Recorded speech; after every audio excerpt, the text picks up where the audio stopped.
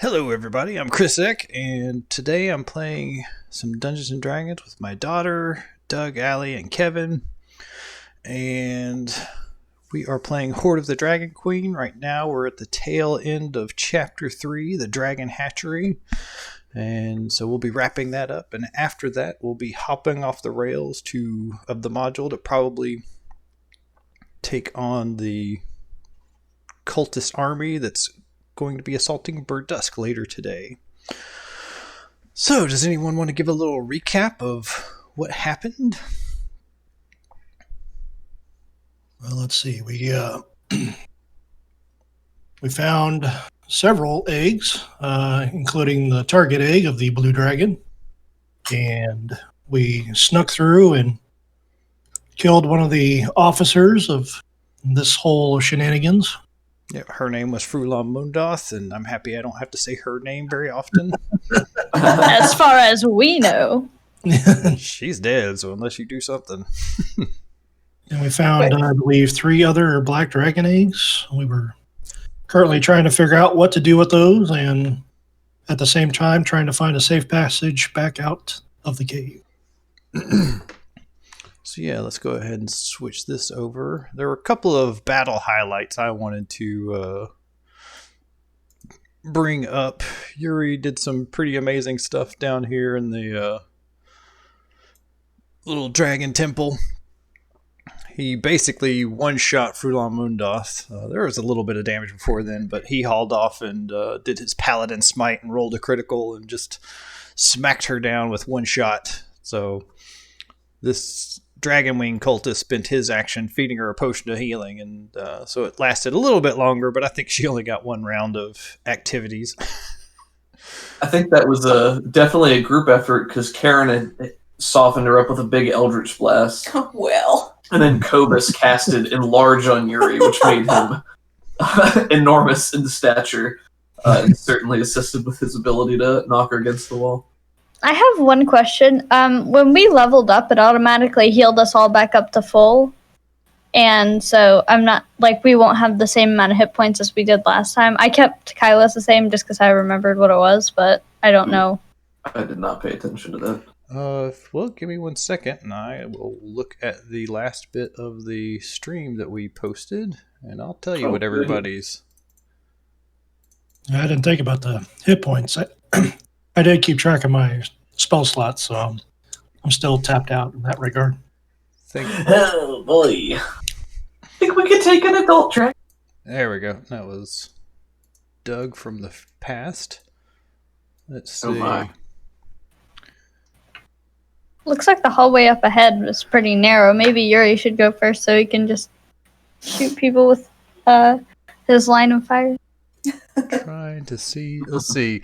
Looks like Karen should be at 23 health, Kobus at 20, and Yuri at 30. Alrighty. Thank you.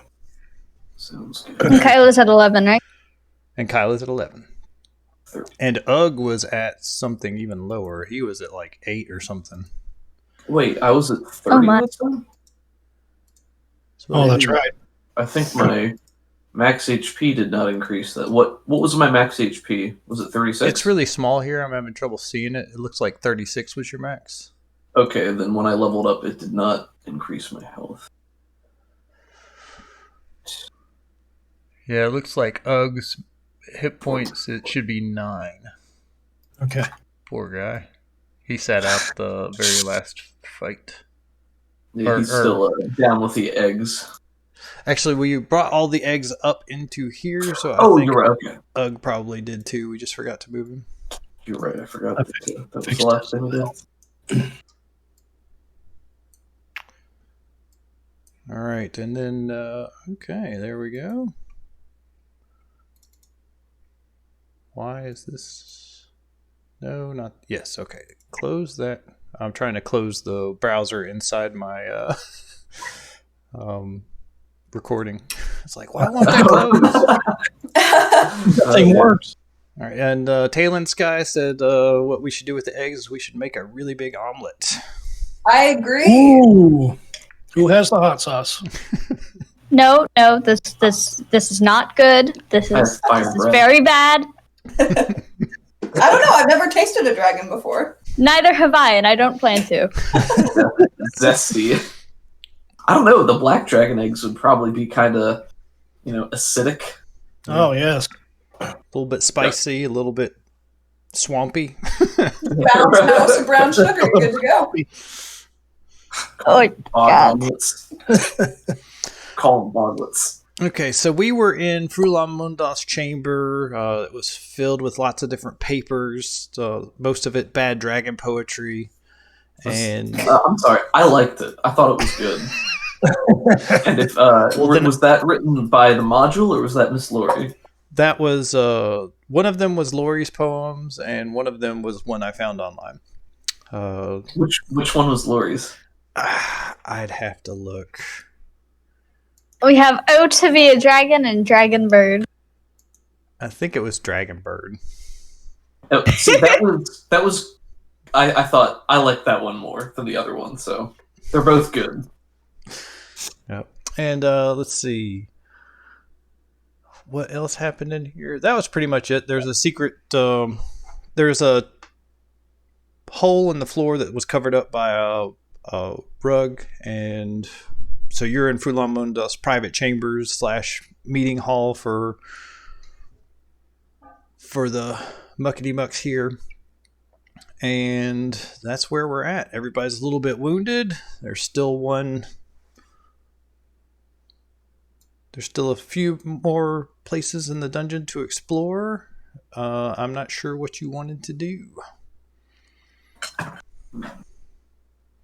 So, in character, we took out Frulam Mondath, we found all these eggs. We're still in the enemy encampment. So I think our idea was to not linger here for too long because we don't want them to sound the alarm. Right.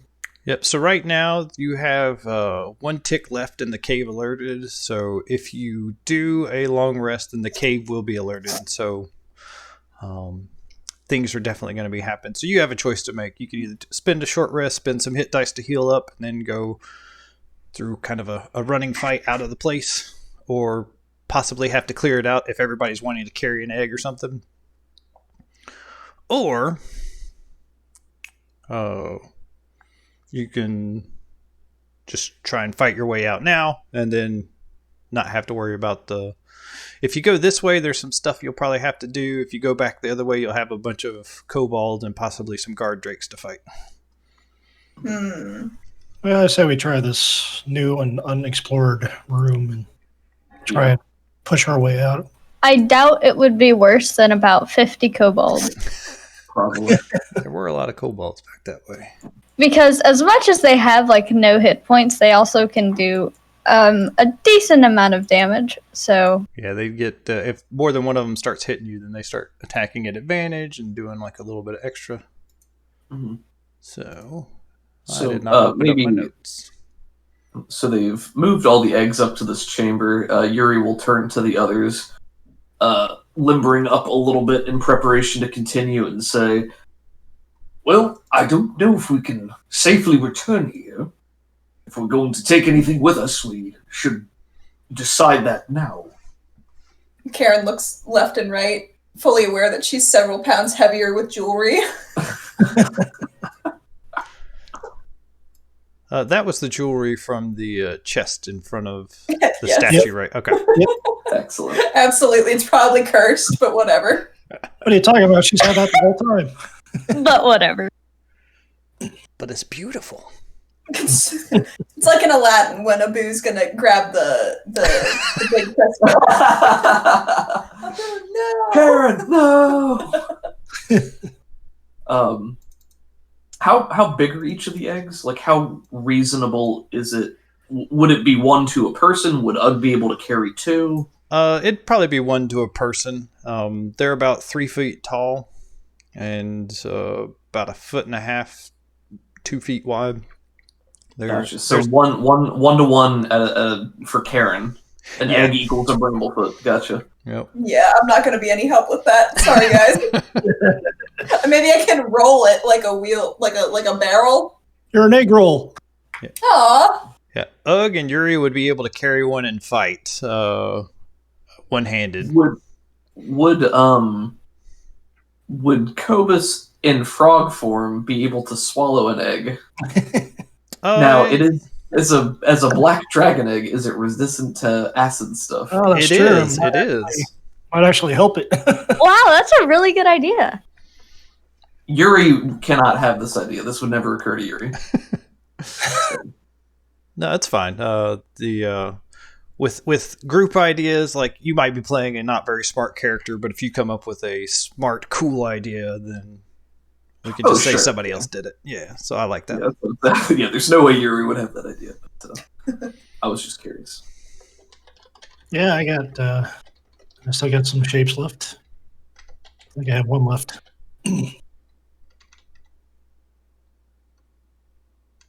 Cool. Well, Yuri will say, maybe we ought to make sure that our path out of here is secure before we try lugging these things with us. Yeah, if you Why take don't I those. go check? I can be see-through. It's very handy. So I'll just go and see if anything's there and come on back if it's fine. Maybe start yelling if it's not. If I start yelling, please come help me. I'll run as fast as I can. Some of these corridors are smaller, you know. Absolutely. We'll be there as soon as we can. That's agreeable to everyone. There is a door there, so even though you can be invisible, you will have to open the door to leave. Chop chop. Is it can Yuri walk up and put, his head next to it and see if he can hear anything on the other side? Yeah. You hear just like some general muttering. Sounds like there's at least a few people in the next room. Sounds like a game of dice might be happening. Every once in a while you hear the click-clack of the bones on the floor. Wait a minute. It sounds like they might be right on the other side of this door. That's not exactly advantageous. I mean, we could just run in and smash the place up real quick. I mean, we had good luck with that before. Listen, do we have any reason to believe that the inhabitants of this cave do not want to kill us? No, they're Karen shakes her head. They do seem rather hostile, don't they? I mean, we took out the boss pretty quick, is all I'm saying. I don't think it'll be too difficult for us to break our way through. No, I think you're right. I think you have this covered in splendid fashion. Yeah, and I picture you guys not having this conversation right next to the door. So we're gonna kill these guys. I don't know. We probably are. Yeah, I could see them doing that, but for the purposes of not getting a surprise attack against us. I'm leaning up against Yuri. She's leaning up against the door, and I'm going, "What do you hear?" They open the door. We all fall through it onto them. Oh, hey. Kyla's just back there shaking her head. She's so much smarter than us. I did bump up her intelligence score instead of getting a feat for her, yeah. Nice. Love it. She is a big brain. You're still quiet enough that the guards don't hear you. Ooh, wonderful. We could actually just knock on the door and say, excuse me, could you come in here for a minute? And just bring them into the room. Then they would be expecting something, though. I say we just run through and see what happens. Let's get him. Very good, let's go. Her little fists are balled up. She's so ready to be out of this stinking cave. All right, let's go ahead and move our guys where we want to be when the initiative starts. Yuri will be first through the door. Yes, I agree with this plan. Got his shields up in front of him. Karen's gonna be ducked behind his shield so she can pop out and fire off some blasts and then get back in cover. As she's naturally stealthy. It's a legitimate strategy. Yeah. Cool. Listen, and if you have a wall of meat, it would be silly not to use it. Ug's gonna stand behind the little lip of the cave here so that he can have a little bit of cover in case something horrible goes down. Because he's only got 9 hit points, but he's ready to rock and roll. Right, so we have not short rested, right? Nope. Okay. Oh, just protect the eggs. We'll handle this. Alright. Let's see here. You open the door. That was cool. So just ripped it right off its hinges. That sounds Heck like yeah. something Yuri would do. It does. Oops. Use it as you're a tavern brawler now, aren't you? I am. I did take You could just tavern throw brawl. the door at them. I could. I'm hoping there's maybe a table or something that'll be there. But we'll see. Just upend the table onto them. Okay. Fury doesn't have any hinges. Let's see here. We have... What room is this? Number 12. Several bunk beds line the southern wall. Guards and cultists are sleeping or relaxing. When you open the door, there's a beat of shocked surprise before they start scrambling for their weapons. Alright. Everyone, you can click your token, and then you should be able to click the little Oh, yeah. initiative button in the top left. A lot of guards in here. I got a 1, baby. 15. Oh, Karen got a 17. Oh my! Oh, nice. Yes, I can't wait to try out my spell. I feel like what we see here is Yuri opening the door and going to run in and sees that there are way more people than he expected. It's just like, oh, no. Change my mind, let's do a short rest. Just quietly closing the door. Alright, I think I've rolled initiative for everybody in this place. Is everybody else good? Did anybody roll initiative for Ugg? Here's for Ugg. Gotcha. He got a 14. Excellent. 19 total. Oh, wait, 14 first, right? Sorts. Ah. Devin's watching us. Hey, Devin. Hi, Devin. Oh, Devin. Hi, Devin. Devin's a real life gaming friend of mine. We play some big honkin' board games like Twilight Imperium. Yes. Nice. Big honk. Hello. Alright. So, looks like this cultist is quick on the draw. So there's a few bunk beds in the south, so you can't really see what's in the southwest corner. You do hear some movement over in that area, but this guy gets out of bed, stands up, and says, "Who the hell is that?" And moves up to here. Karen, it is your turn. Alright, Karen is gonna do what Karen does best and Eldritch Blast. All right. Yeah, you can see past Yuri just fine to hit either of those two. Snow would go back to I bed. think she'd want to do this one here. Smack him. Let's do it. Ew, Oh no! Could I use one of my rerolls already? Sure. How many do you have left? Do they reset with the session? Or with the... Long rest. Long rest. Well, good news, I still have 2. Okay. Wait, you're a halfling. Doesn't that mean you get to reroll your Oh, ones? yeah. Oh, that was a 1. Because it... Thanks, Dad. Yeah. Nice. 11. Let's see what these guys are. Oh, he's got a 12 armor class, I'm afraid. No! You know, sometimes it's like that. I can't be too bothered. Yep. Maybe she can't quite get the right angle because Yuri's moving around a little bit. He jostles her staff with his hip. She's like, hey! Accidentally hits a bunk bed. It goes up in flame. Hey, Bonsai. Let's see. We are doing some... someone asked, like, what characters everybody was playing, so hate to interrupt combat to do that, but I'll do a quick rundown. Yuri is playing a paladin, and he's Oath of Glory. Oath of Glory, and he likes to punch things and smack things with his shield. We've got Ugg, a half-orc barbarian, berserker. Kobus is a Path of the Moon druid, dragonborn, green dragonborn, or he's red dragonborn. Karen, Brass dragon. oh, yeah, sorry. Brass. Okay. Karen is a halfling warlock. I think it's Fey Pact. And Kyla is playing a dragon-blooded sorcerer human. And I think that's everybody right now. Yes. We're all very cool, by the way, so feel free to stick around. Probably. I don't know if you heard our great character dynamics already, but yeah. Yes. So, that was Karen, and now it's actually not Kyla's turn. It is... Oh, well, that's not very nice. Surprise! No. Oh, I see. This guy was sleeping, so he is just getting ready and taking a quick step out. Urgh. So do they have armor on? I have to check. If so, he does not have his armor on. Nope. I have to commend these guards for how quickly they're reacting to a new threat.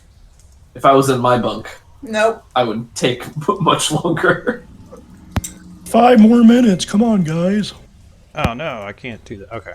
So I'll just have to keep up with who is unarmored. Give me a second. And then Kyla, it's your turn. Alright, is there any way for her to come up here, like, beside Yuri? Not really. You have to either be in front or behind. You can't. But you can move out, be in front, do something, and then come back. Okay, yes, I would very much like to do that because she does not have very many hit points. So she comes up here, and her Dragon's Breath casting time is a bonus action. And I'm going to attack with that. I kind of imagine she just coughs out a puff of smoke at first because she's still trying to figure it out. But then it works, and I'm going to use fire, 15-foot cone of fire. All right. I'm so excited.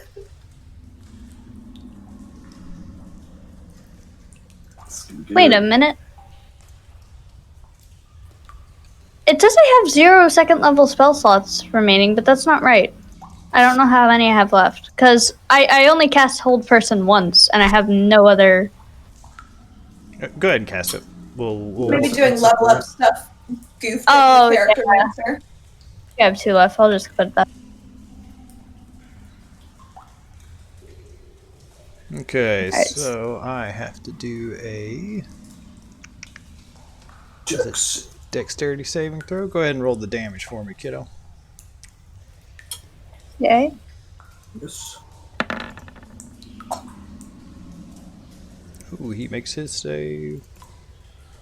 And then...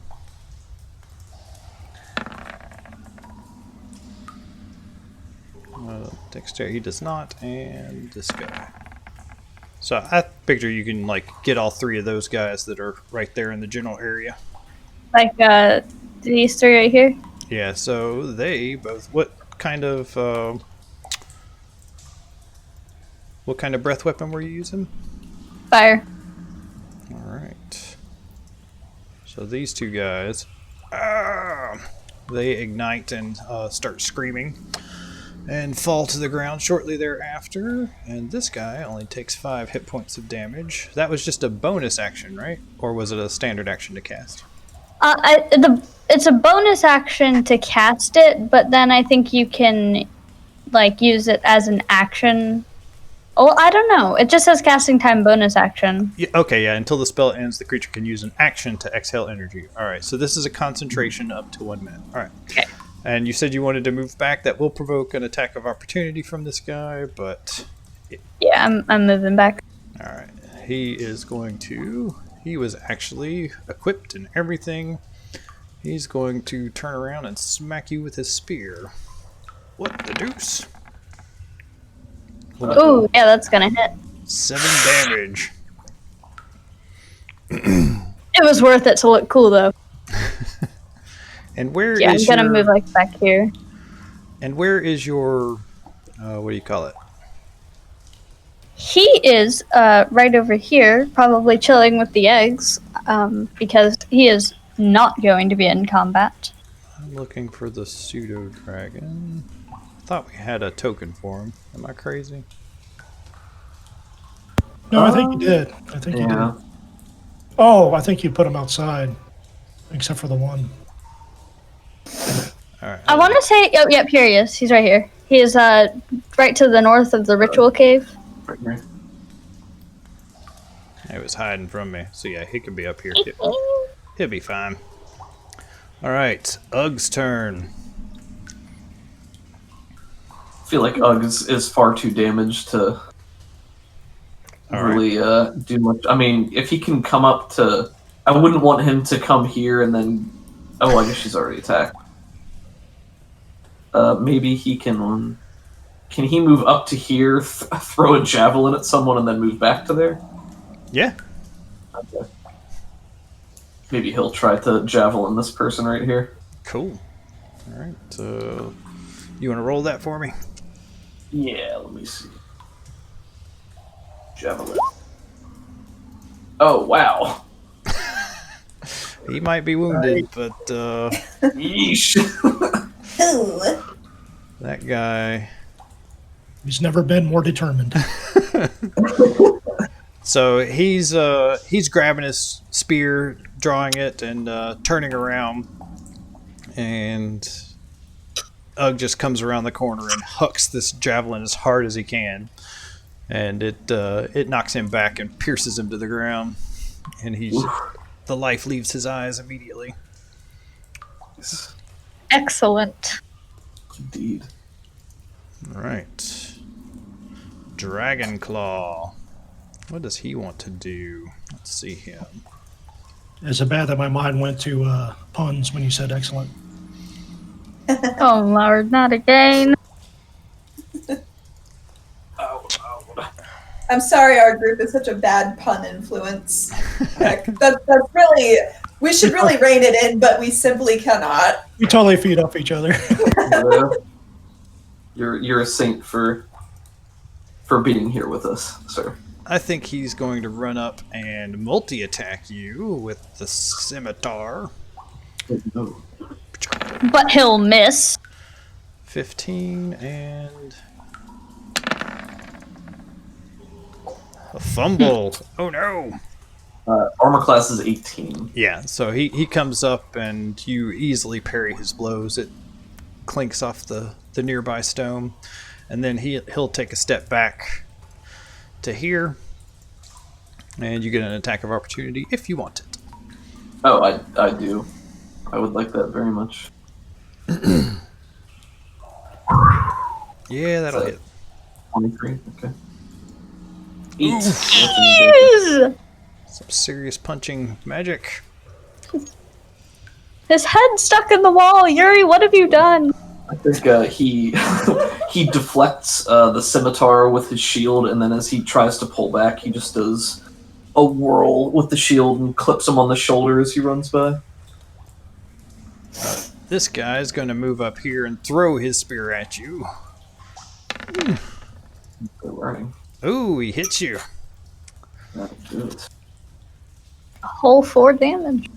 And then he's actually going to move back and pick up the spear of one of his flaming buddies. Sorry about that. Smart. Yuri's turn. All right. Yuri will. He's gonna come up here and he's gonna attack this fellow right here. All right, let's see it. Ooh. That is Probably not not going good to enough. hit. He's got a 14 armor class. Yeah. So he gets up and he tries to pummel up against the wall to follow through on that reaction that he took. But now the guy's prepared for him. He can't land a blow. All right, this guy back here is first. I got to go to the GM info layer. Let's go into the token layer, and then moving up to here. Let's see. This cultist is dead. He's going to be done. This cultist is dead. He's going to be done. I may have deleted the wrong cultist there. Yeah. No, I think we're good. The 1 at 20 initiative is dead, but I think the rest are good. Alright. Yeah. Okay, so this guy will move up 1, 2, 3, 4, 5, 6. And he will actually open the door and call for help. What a jerk.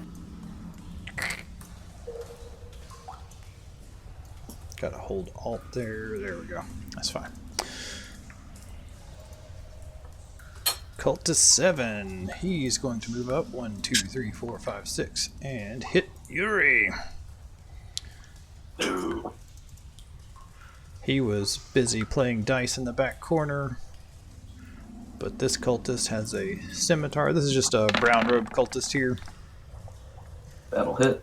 It takes 7 slashing damage. These guys are being serious business now.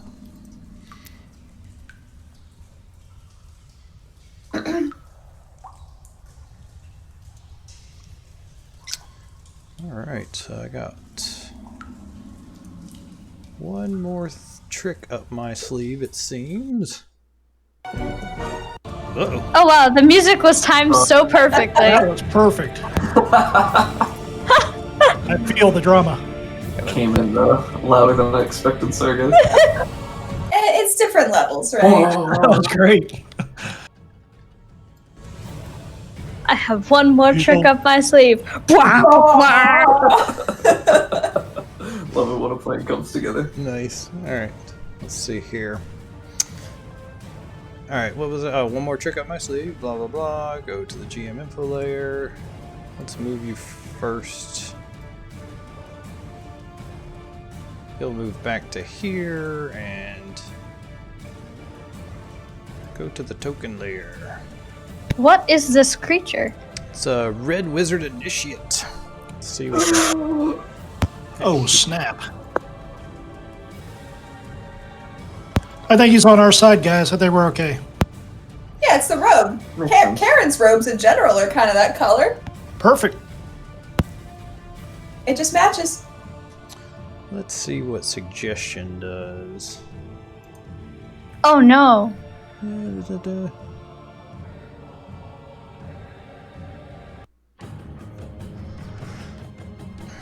make the course of action sound reasonable.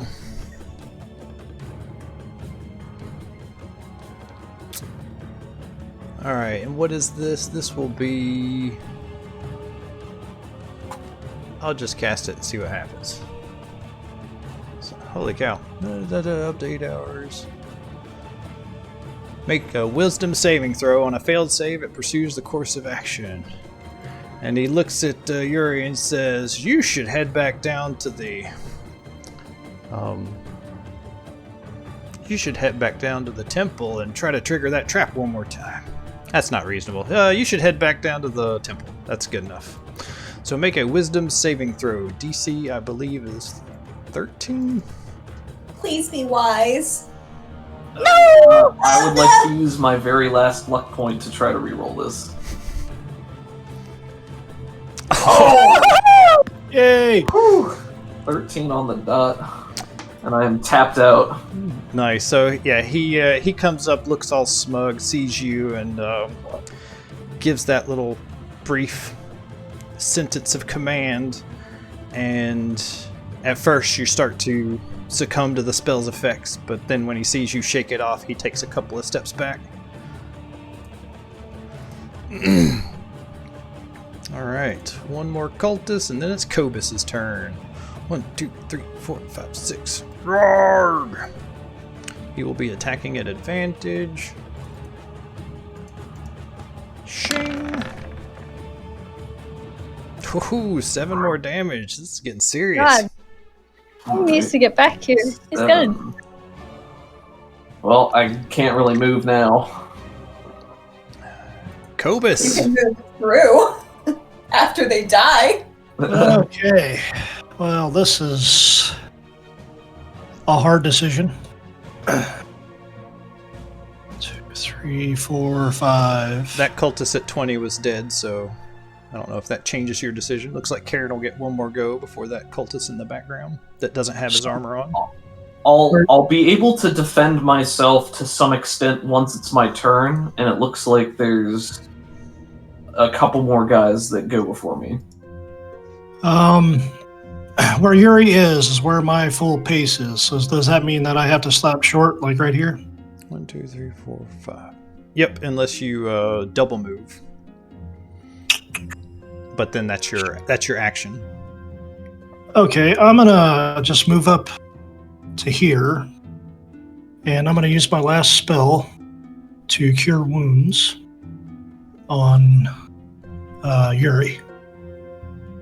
Cool. Go ahead and roll the healing.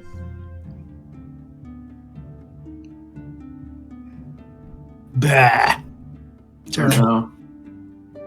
Well, every little bit counts. Is That's the true. flat noise you just made also how you heal him?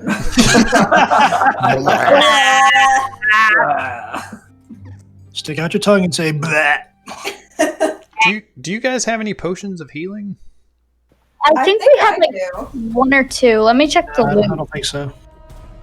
I don't know who has it. Potion. We have two potions of healing, yeah, from the governor. 2d4 plus 2 health. Okay. I will also say, out of character, I have all of my lay on hands still. Lay them on yourself. I might have to. As Yuri is resistant to fire damage, would an attack from myself that's like an area of effect that's fire hit him? Yep. Okay. But I'm resistant to it. I can survive that. If that does more damage to the enemy right now, I think that's honestly more important. I think. Can I? So, like, you have my out of character permission to do that. Also, I imagine Yuri's lay on hands is just him like patting his own bicep fondly. Beating his chest like a gorilla. And he just glows for healing. Can I cast a cantrip on top of my magic spell that I used? Nope. Okay. Only if it's a bonus action, but I don't think there are almost any that are bonus actions. Yeah, but even still, you can't cast two spells, even if one of them's a bonus action and one of them's a standard action. Okay. I thought you could, but only if they're... It doesn't matter. Okay. Anything else, Kobus, or is that it? That's it for now. Cultist number 16. Man, Yuri's just up in this place, tanking the whole lot of them. Alright, he's attacking with advantage. Rawr. Does Karen get to go? Oh, my bad. Yeah, you do after this cultist. He goes at 16. Oh, did I skip you? I totally did. I'm at the end. I don't know why. It's not a big deal. Yeah, I just totally skipped you when Kobus said he was done. Okay, this guy is back here, but we'll keep that roll, so we'll miss Yuri in the future. Your turn, Miss Karen. Can I hit this guy from where I am currently? This guy? This guy. Yeah, he'd have cover, though. When covers a +2. Yeah, it's plus Or 2. a minus. Gotcha. So he'd have a 16 armor class instead of 14. I don't know if I could quite get there. Maybe I'll duck through Kobus's legs and aim for this feller here. Is she able to temporarily occupy the same space as Kobus to do something, or does she actually have to move through to an empty space? I think by the rules you're supposed to occupy that space, but like an empty space. But if you wanted to go here, that would be possible. But then you'd suffer 3 attacks of opportunity, which could go real bad for you. Oh no, I don't want to do that. So if I was still here, can I hit this guy without penalties? Yeah, we'll go ahead and say yeah. All right, that sounds like what I'd like to do. Go for it. Eldritch Blast. Oh boy, I could have gotten that other guy anyway. Hey, it doesn't matter who you get right now. Just get anybody you can. Get 'em all! Help! Oh no! Oh no! Isn't that supposed to have your like modifier to damage? Yeah, shouldn't it? So, we fixed that last week, but we'll fix it again here. It's you have a +3 to hit, right? Or a +3 to your I have stat? a +5 because my how do I have a +5 to my Eldritch Blast? That's no, it's attack +5. Yeah, that's to hit. Damage, I think, is +3. So I did 5 damage to him total. Okay, cool. And I think she makes her voice very magically loud for a second and says, "Your friends are already dead, there's no help coming for you!" To try and rattle them. And she continues to hide. One of them shouts out, Frulam! And gets no response. Cultist runs up and plinks his scimitar off of Yuri's shield. Kyla, it's your turn.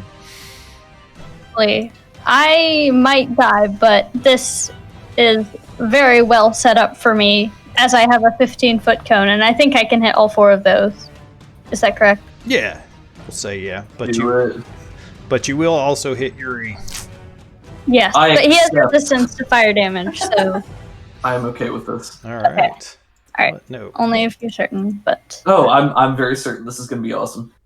Alright. One way or the other. And I will roll 3d6. All right. Let's see what the damage is before I start rolling. 8. Nice. All right. This guy. He did not make his Yes! save, so he takes Woo! exactly 8 damage, which is good because he's kind of a big deal. Let's see. Then we have, what, 3 more cultists? Yep. So we'll go Dex. Dex. Dex. Looks like they're all failing it. Oh, one of them, like, crit success. He, like, hides behind his friend who gets torched. This guy is down to 1 hit point. This guy is down to 1 hit point. And this guy... What? This guy only takes 4 damage, if I could pick him. So tell me what this looks like, Miss Kyla. I have since... Okay, so she just casted this, but she just kind of moves up past Kobus, and she looks around past Yuri and sees that there's 4 people. She nods approvingly, and then proceeds to shoot a cone of fire from her mouth, which just envelops like the cave in front of her. And then as it fades, she can see that 3 people are on fire and 1 person is dead. So. Yep, and Yuri, you took 4 damage, right? Yep, I failed my save, but I have resistance to fire, so I reduced it by half anyway. Excellent. All right. And then you said you're moving back, or are you not moving back?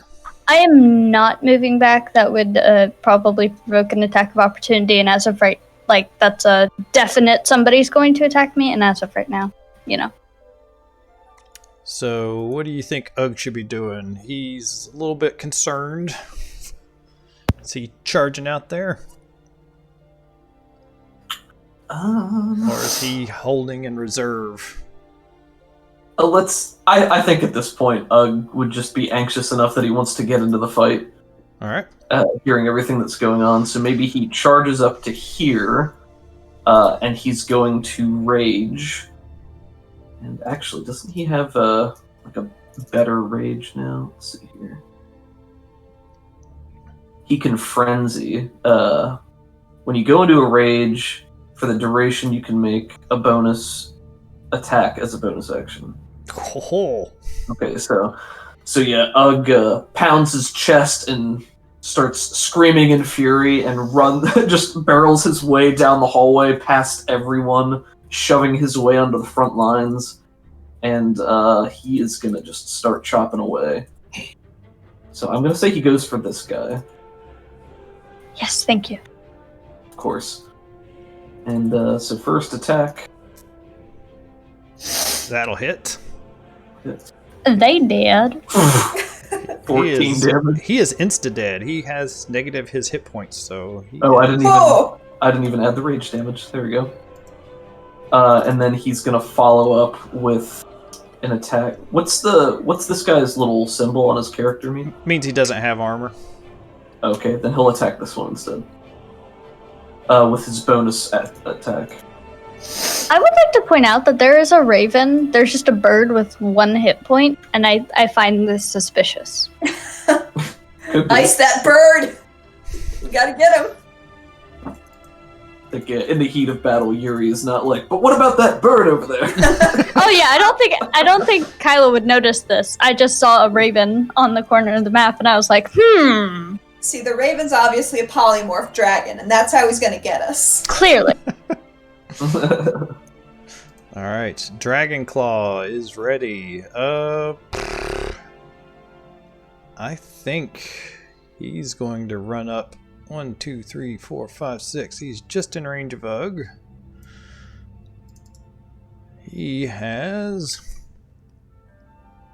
Pack Tactics. The Dragon Claw has advantage on all attack rolls against a creature if at least one of the Dragon Claw's allies is within 5 feet. And Fanatical Advantage. Once per turn, if the Dragon Claw makes a weapon attack, basically you get sneak attack damage of 2d6. So he is going to swing Scimitar. Fanatical Advantage. Fanatical Advantage. Thank the Lord. Oh no. Oh my. And he will do it one more time with his multi-attack.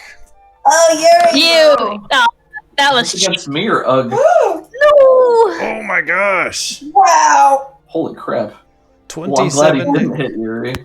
Ouch. 27 damage. Ugg better not die. That would be really sad. That does Maybe not kill Ugg, but he is unconscious. Yeah. Oh, jeez. Ugh! So I told 27. him to stay in the back. Ugh. He advanced like a beautiful comet of death, and then it caught up with him, didn't it? It did. Oh, my back. All right.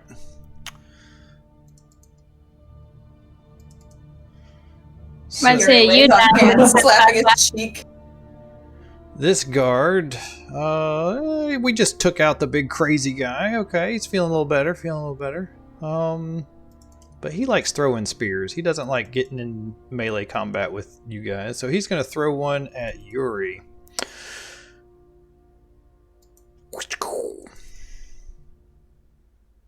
I thought it was another crit.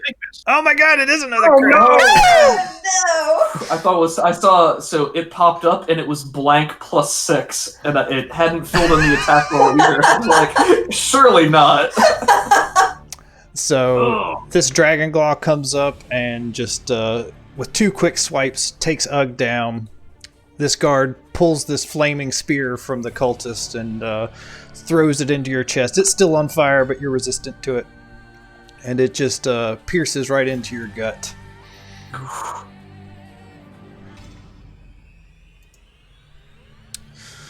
Let's see. Yuri, it is your turn at 2 hit points. I would like to point out that if Cobus hadn't healed you for 4 hit points, you would be down. That you're correct. Thank you, Cobus. Koba's always coming in. Don't spend it all in one place. Yep. It's spending Oh, it across geez. 2 hits at least. If you need to retreat, I might be able to stay alive. I doubt it, but if you need to retreat, then that's fine. No, I'll be okay here. I'm feeling pretty good. All right, so Yuri bathed in the fire of Kyla Night Gem that has incinerated all of these others around him, watching Ugg be downed, seeing that there are still more forms in this room. He gets impaled by the spear. I think he takes a moment of consolidating all of his strength and just stomps his foot, shields akimbo, bangs them together, and he's going to use 19 of his 20 lay on hands points onto himself Nice. with his Nice. action. And he's also going to use his bonus action to cast Shield of Faith on himself, which Nice. increases my AC by 2 for the duration, which I probably should have done the first time, but I forgot it was a bonus action. Hey, So this is a Alright. learning game right here. Yeah, so he, I think he, the Shield of Faith, maybe it swirls the remaining remnants of fire around him into this little burning aura, Ooh. and then he just lets out a scream to the rest of the room. He just says, "We've killed Frulam Mondath. What are you to us?" Ah. Are you trying to get them to run? I mean, mechanically, I wasn't looking for anything. That's Okay. just, I think, the flavor of him using his super power-up charge with literally every other resource he has remaining. Yeah, if you want to spend your action for an intimidate check, then sure. Well, I spent my action for the lay on hands. Oh, okay. Then yeah, we're good. Still, Yep, that's my I'll, turn. I'll put this little note in there. Oh, in their little morale bucket. This Dragon Claw, he's a fanatic. He's high up in the ranks. He's gonna move forward and try to smack you with advantage. Stepping over his burning Yep. breath. I think the flavor of Yuri's heal is that Kyla's fire has seared a lot of the wounds back together. Ooh. Aww, Nice. So that he's is so not- cool. Yeah. Somebody in chat's Bonsai, Eric from my Murfreesboro crew way back in the day, says, still the same bloodthirsty DM I remember. I am not bloodthirsty. The dice are telling a story.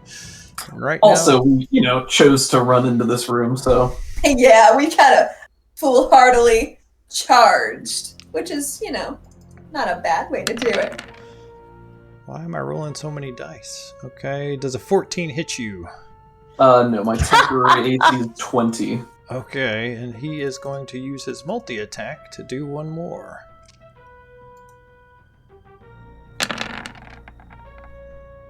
Oh, No! 15. Wow. Oh my god. Hanging on. Hanging on. Boy. Hanging on by the edge of the shield. Yeah, no kidding. This cultist, he's gonna move up, step over Ugg, and Rude.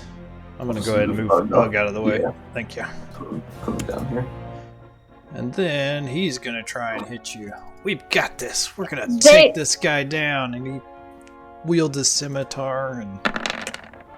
They all keep lining up so nicely for my attack. Well, I might It's need to amazing. request that you don't incinerate me this time because I don't Yeah, know that. I won't. I'm probably gonna move up to here, maybe. You'll be fine. No, I won't, but it'll be cool. Yeah. It'll be so cool. I mean, if you can get there and angle it so it doesn't hit me. Well, I think I'll probably get here. That way, I can definitely hit this guy and maybe the dragon claw. Because I know this guy's about to die. So well, let's hope we make it that far because they have all of their turns right now. we'll be Speaking fine. of the potions, we'll pour them into your mouths upon your unconsciousness. Just dumping Yeah, potions just out onto double. our corpses. Just- Alright, that was that cultist. This cultist is dead. Take him out of the initiative order. And then this, the red wizard gets to go. What am I going to do? Run away! Does he attack the raven? No, he does not. Darn it! Well, if someone doesn't, I'm gonna. Karen can't see the bird. Can't With trust my last breath, I kill the bird. Yeah. Let's see, how I many use magic command missiles do word I bird. get? None. I know nothing about this, but I think it's 3 because that's what it is in every other thing. Oh, Great, no. 3 glowing darts. So we'll put 2 at Yuri, at 2d4 plus 2, No. and then 1 at Kyla. Each is 2d4 plus 2? No, each one is 1d4 plus 1. Okay. Whew. Oh, God. There's a chance. There's a chance. Oh my God. There's a chance. No! Sorry. You got a shield. You got a shield. It's all good. So you took 9 damage, Yuri. Alright. Kyla, Oh Lord. you take 6 damage. Oh. Oh, Good luck, everybody. oh God. Rendered my AC useless. Alright, this cultist, I think, is dead.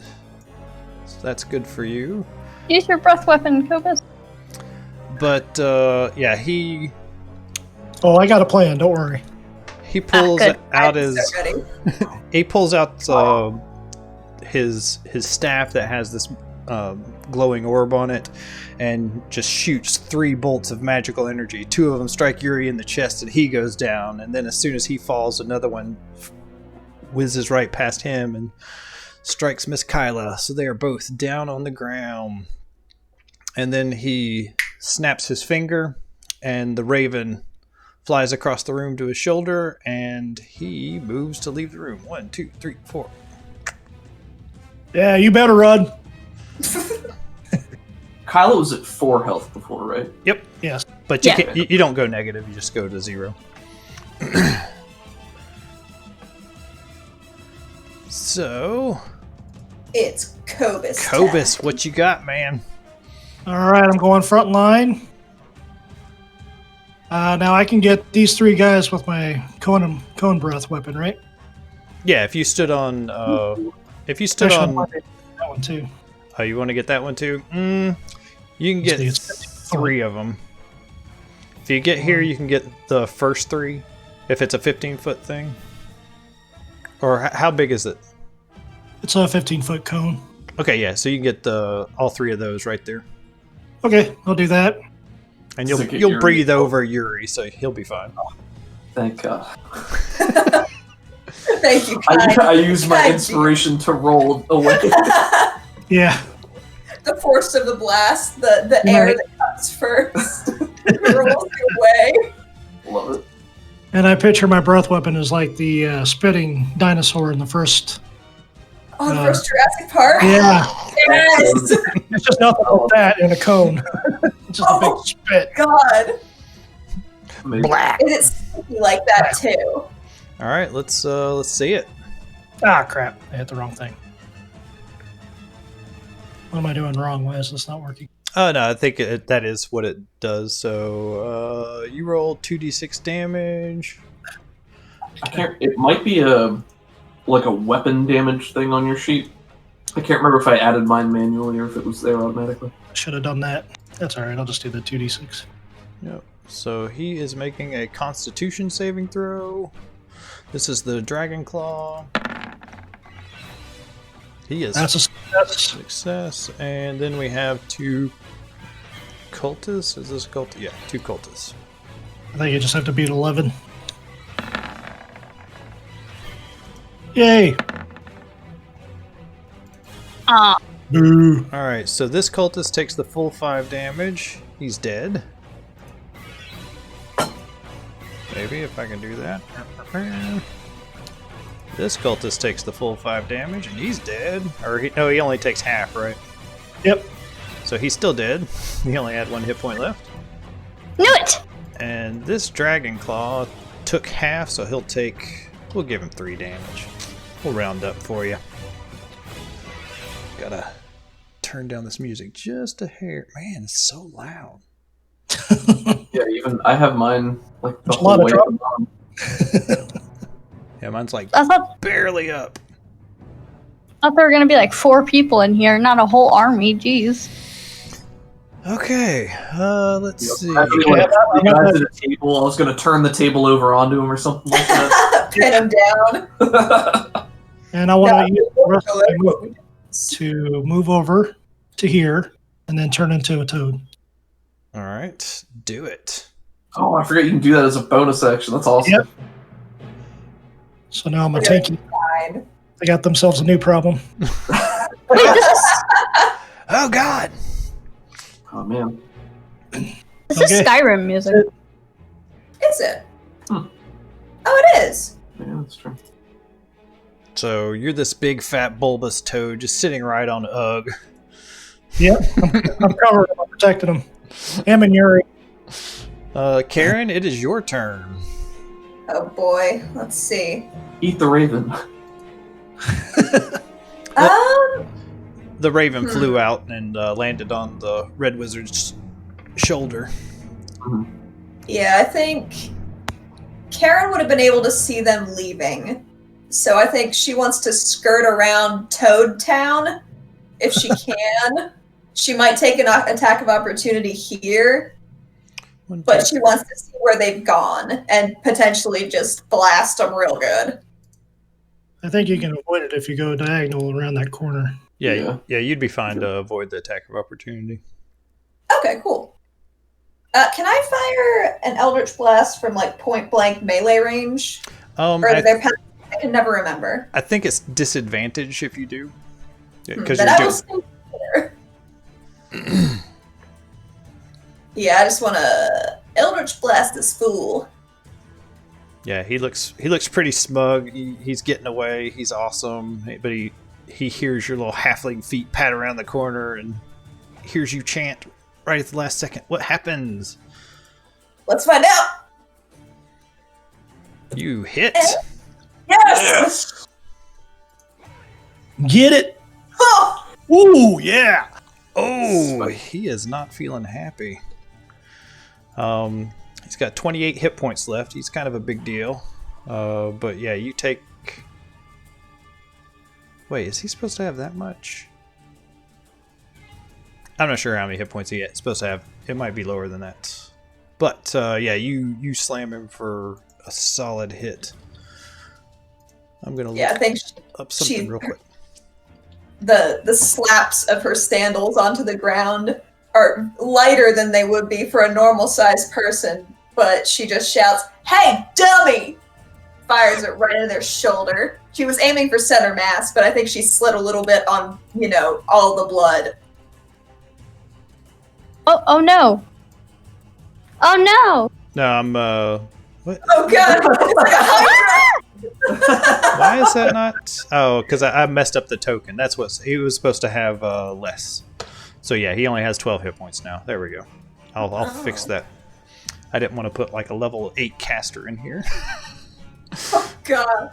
Okay.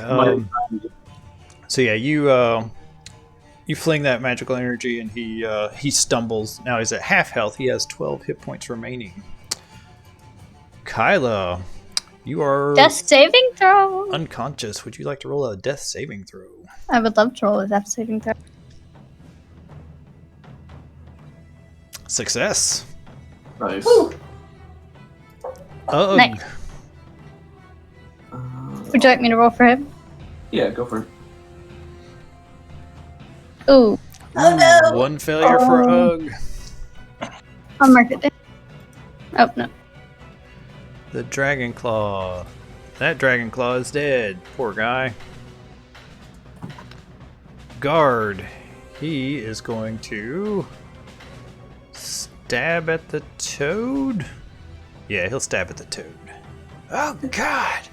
With certainty. And actually the Red Wizard is Hey, where are you going? He'll smack the toad once. Will an 11 hit you? It will. Alright, takes 7 damage, and then he's going to try to muscle past Karen. 1, 2, 3, 4, 5, 6. Karen and Phobos, No. you both get an attack of opportunity. Oh boy. Oh, that's one of my favorite kinds. Shall I Eldritch Blast, or can I only melee? I think you can only melee. Well, good news. My strength is a -1. You can use your dexterity for like something like a dagger. Never mind, don't worry about it. I was waiting. Oh, no need. Oh god! Karen's fumbling to get out her dagger as this guy dissolves. Yeah, the tongue of the tongue of this giant toad whips past your head and strikes this guy in the back, and he leans forward, but then the tongue rips him backwards and tumbles next to you into the room. Love it. Yeah. Yuri, it's your turn. Alright, can I use my inspiration on this death saving throw? Yes. I will do so. That's a wise use. Yay. Roll again in case you get a 20.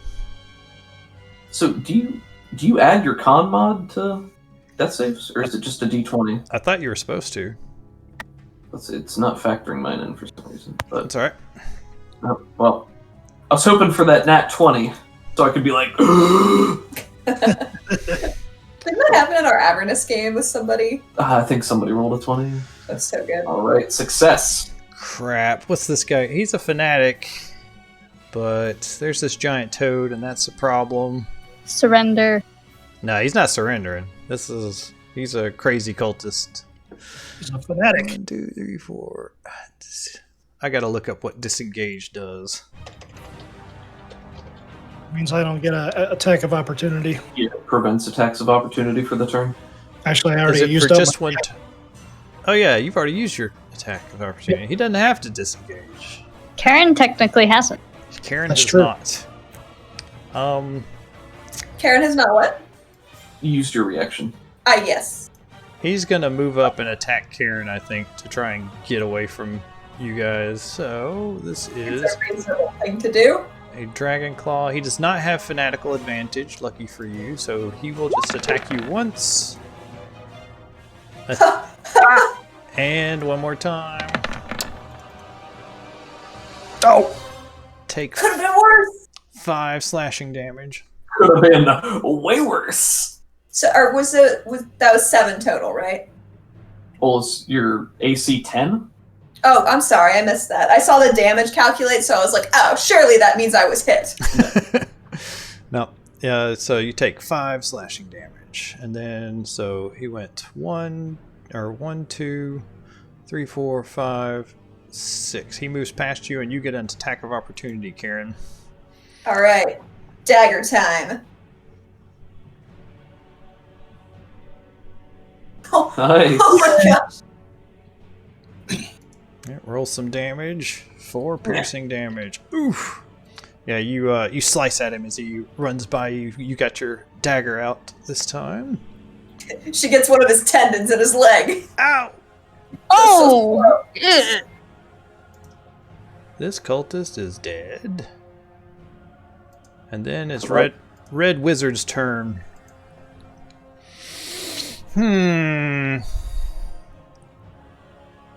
What is he gonna do? Let's see. I don't think he sees the frog, does he? The toad. No, he does not. I think he's just going to haul ass. He is wise. Bad for us, though. No. So he's gonna cast a level 2 spell to get an extra 30 feet of movement. 1, 2, 3, 4, 5, 6. And then he's going to dash for his action. 1, 2, 3, 4, 5, 6. 1, 2, 3, 4, 5, 6. Yeah, Oh, was that like an archway? This was I think a secret way back to the front that we didn't find on the way in. Maybe. Yeah, it wasn't that secret. Like, it's just a clever cut of the stone. Unless you go down here, you can't really see this little tunnel. But you guys did know about this. Yeah, we saw a guy running for that particular area as if he was trying to get away. But he's screaming for help the whole way. But no help Oh, boy. comes. Except for all the kobolds that are on their way. Cobus, it's your turn. Can I fit through these little passages here? I don't think so. But do you have reach on your tongue attack? I don't have a tongue attack, really. Oh, I do have reach. I sure do. Oh, cool. Yeah, I have an extra 4 feet. I feel bad for this. Yeah, I'll go for the guy that's just standing there then. Almost made his escape, and the tongue just like slithers through the narrow corridor to slap him on the shoulder. Oh, bird. his armor class is 14. Oh no, he doesn't have armor. His armor class is not 14. You hit. Yes. Yeah. 12. 1 point of that is poison. And he's grappled. Yeah, he's dead. Yes. We did it, gang. Karen, get the raven. Of course. Was the raven on the guy's shoulder? Did Yeah, you it's flee his it? familiar. Okay. I just didn't take it. Karen, what would you like to do? Oh, I don't think I can follow the guy as fast as I need to, but I could. Could I get into like eye line, even though I'm here? Yeah, that Shoot, doesn't wait. really look like eyeline to me. Hmm. Could I double move? I could double move. It's like my full turn, right? Yeah. You could move here, I think. Like, here. Maybe. I don't know. Because if you move around the stone. Well, let's pull out the old ruler. Yeah, no. Yeah. Okay, what would I be able to double move to get a little closer? Yeah. Let me pull out the ruler. Now, Karen, you're going after this kind of powerful wizard all by yourself. Just calling that out. Oh, she's got this. But she's so confident. She did 15 damage hit. She'll be fine. We just cleared the whole room, man. We're good. Oh, he's got magic missile. Like us. All right. Let's see. I think she wants to move to here for some cover. Nice. So Very nice. Smart. Karen has moments. Tactics. Yeah. Kylo, would you like to make a death saving throw?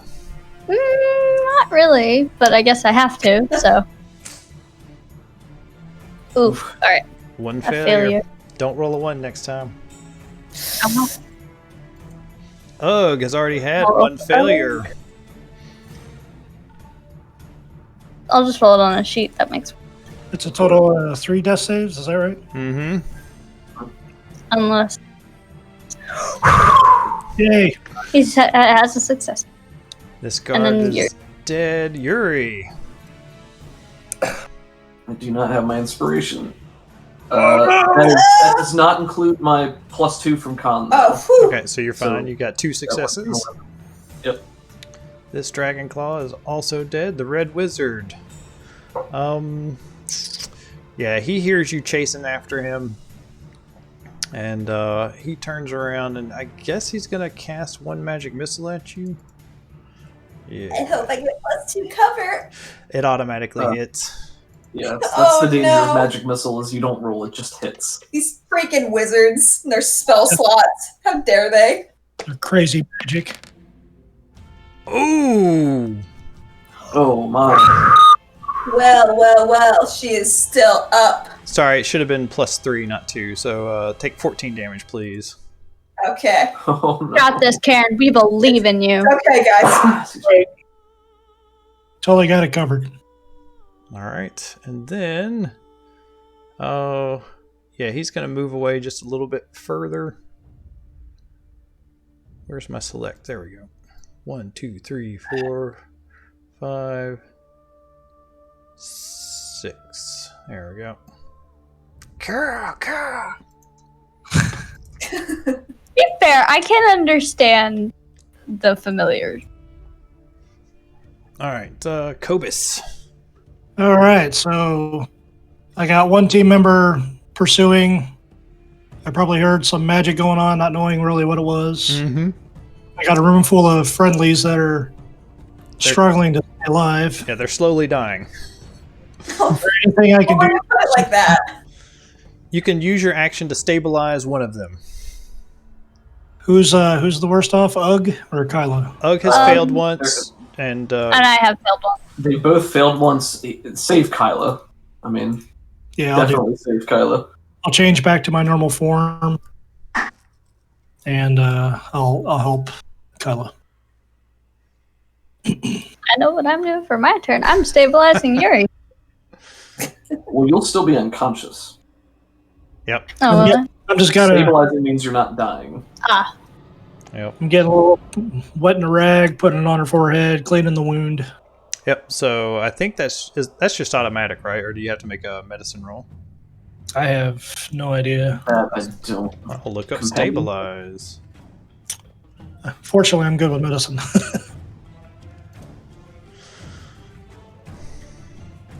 If healing is unavailable, the creature can at least be stabilized. You can use your action to administer first aid to an unconscious creature. DC 10 Wisdom Medicine check. Alrighty. we also have healing potions. You do Nice. have healing potions. Kyla is stabilized and no longer needs to make death saving throws. Thank you so much. Karen, All right. if you don't drop this guy and you're in range, he's going to drop you. The range on your Eldritch Blast. Can't cheat. Never mind. The range of my Eldritch Blast is pretty good. Let me check. Usually pretty long. 120 feet. Oh, whew. Yeah, Yeah. He is out in the open and in the light too. Woohoo! Can I hit him with something 60 feet's worth? 60 feet, jeez. 60 foot. You probably have to move close. You'd have to You're at move 80 feet. closer. All right. Fortune favors the bold. She's gonna come to here. It's just a straight shot, and she's gonna try and cast Phantasmal Force. Ooh. Would she have cover if she was like here? I guess it wouldn't matter if he is. Sorry. Yep. All right. Now, I've never used this spell before. Okay, let's see what So it I does. don't know if it's a good idea. Oh geez, why can't I pull up the... Okay, so... One thing I do like if about... it's concentration, that means if I get hit, it drops. There's a chance for it to drop, right? Would I just be better off firing an Eldritch Blast? I don't know. What's the spell do? So if they fail a spell save, you create a phantasmal object, creature, or other visible phenomenon of your choice that's no larger than 10 feet that they react to as if it's real, and they take 1d6 psychic damage every turn until they save, it looks like. If you're trying to kill him outright, you'd probably have better chance with Eldritch Blast. Yeah, you know what? It's served me so well this far. Which you could shoot from back here. That's true. Perhaps I'll just duck around here. That's fine. Get a little closer. And Eldritch Blast. Yeah, it looks like he's yelling out for the hunters to give him a hand. Do you have inspiration? I might. Let me check. Where would that be on the sheet?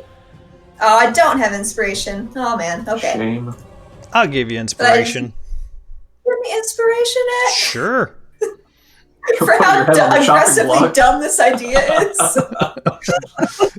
Well, I thought Karen was is Karen a coward or is she kind of brave? She's brave when she needs to be, but in a normal circumstance, a coward when her friends are there to protect her. But now she's got to protect her friends. Yeah, Got chat. that bloodlust in Yeah, that battle. too. It's like, not today. I already fake lost one eye. Cool. All right. Does that blast do it? That will definitely hit him. Oh, please, just let me. Oh, 10, is that enough? That is not enough, I'm afraid. No! Can I spend a lucky point to reroll my damage? Yeah, that's your last luck point, isn't it? No, I have one more. Oh, wait. Does this have your... It does have your charisma bonus in it now. Okay. Good man. Thank you for fixing You're that. welcome. Okay, damage one more. Oh, it's worse. It's worse. We'll take the 10, but it is worse. Oh, Yeah. no. Kyla, I'm going to go ahead and take you out of the initiative order. Ugh, make a death saving throw. Don't roll a 1. So scared. For I would feel constitution. so bad if I roll a 1, even though I know it's not my fault. He had a good run. 2. But he has a constitution modifier, right? These guys comment on there. Oh, yeah. Oh god. So he made a success then. Whew. Alright, could be worse. But he has failed one. Yuri. All right, here I go. Oh! Well, I did not have any failures, so I'm still alive. Oh Thank the Lord! Oh, pickle. The Wait. flames lick over his skin a little bit more. My pseudo dragon roll initiative? Yeah, but I don't think it has the medicine skill. He will offer moral support. Sure. The Red Wizard. All right. He I'm gonna use a stupid potion as my item interaction. It's fine. Just drop me. Yeah, he turns around and throws a more magical bolts of energy, and that takes you out of the fight. And then he sends his raven over to take one of the jewelry items before fleeing. Oh, that's rude. How dare! So what Just were break the raven. what were the 2 items you were wearing? Like a pearl necklace and what? It was like a really cool necklace and like I think some earrings. We had a string of pearls, a gold and sapphire ring, a pouch of gemstones. He'll take the ring is the more valuable. Yeah, but I think a raven would have a tough time getting that off. So, and then he will. What do you call it? He'll take the string of pearls. Alrighty. Get a Batman-esque shot of the pearl necklace tumbling off. Oh no! Wayne, so. And the raven looks down at you, and like you're sitting there bleeding, dying out, and you're like, "No, my necklace!" And the raven squawks at you before flying away.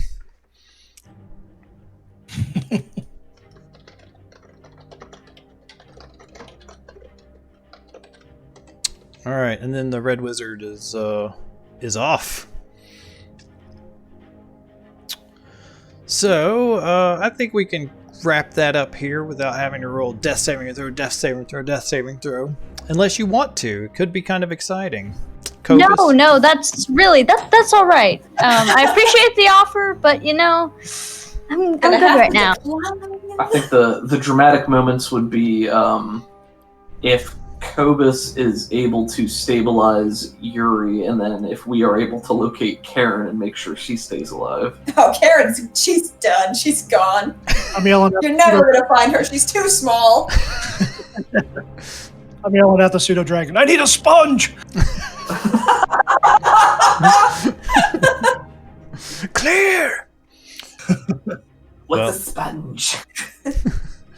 It looks around and doesn't see anything fitting that description. It says, "Tough." All right. So if you want to make that medicine check, because Yuri asked you to, and Yuri, I'll give you inspiration for putting your life on the line. Oh, sure. Barely makes it. Look at that. I'll gamble for some inspiration. There was a chance that I could have made it after that. Maybe. Yep.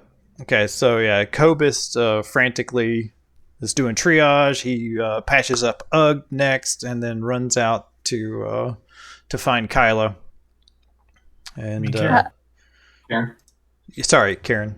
And I'm gonna stabilize her and as quickly as possible drag her back to like right about here or through the hallway. Yeah, this is a relatively defensible structure. With doors. There's not really any covering here, but if people started attacking, then you could definitely get a short rest in either of these two chambers.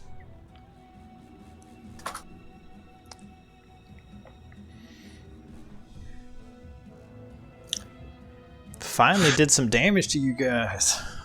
Woo. Yeah, you did.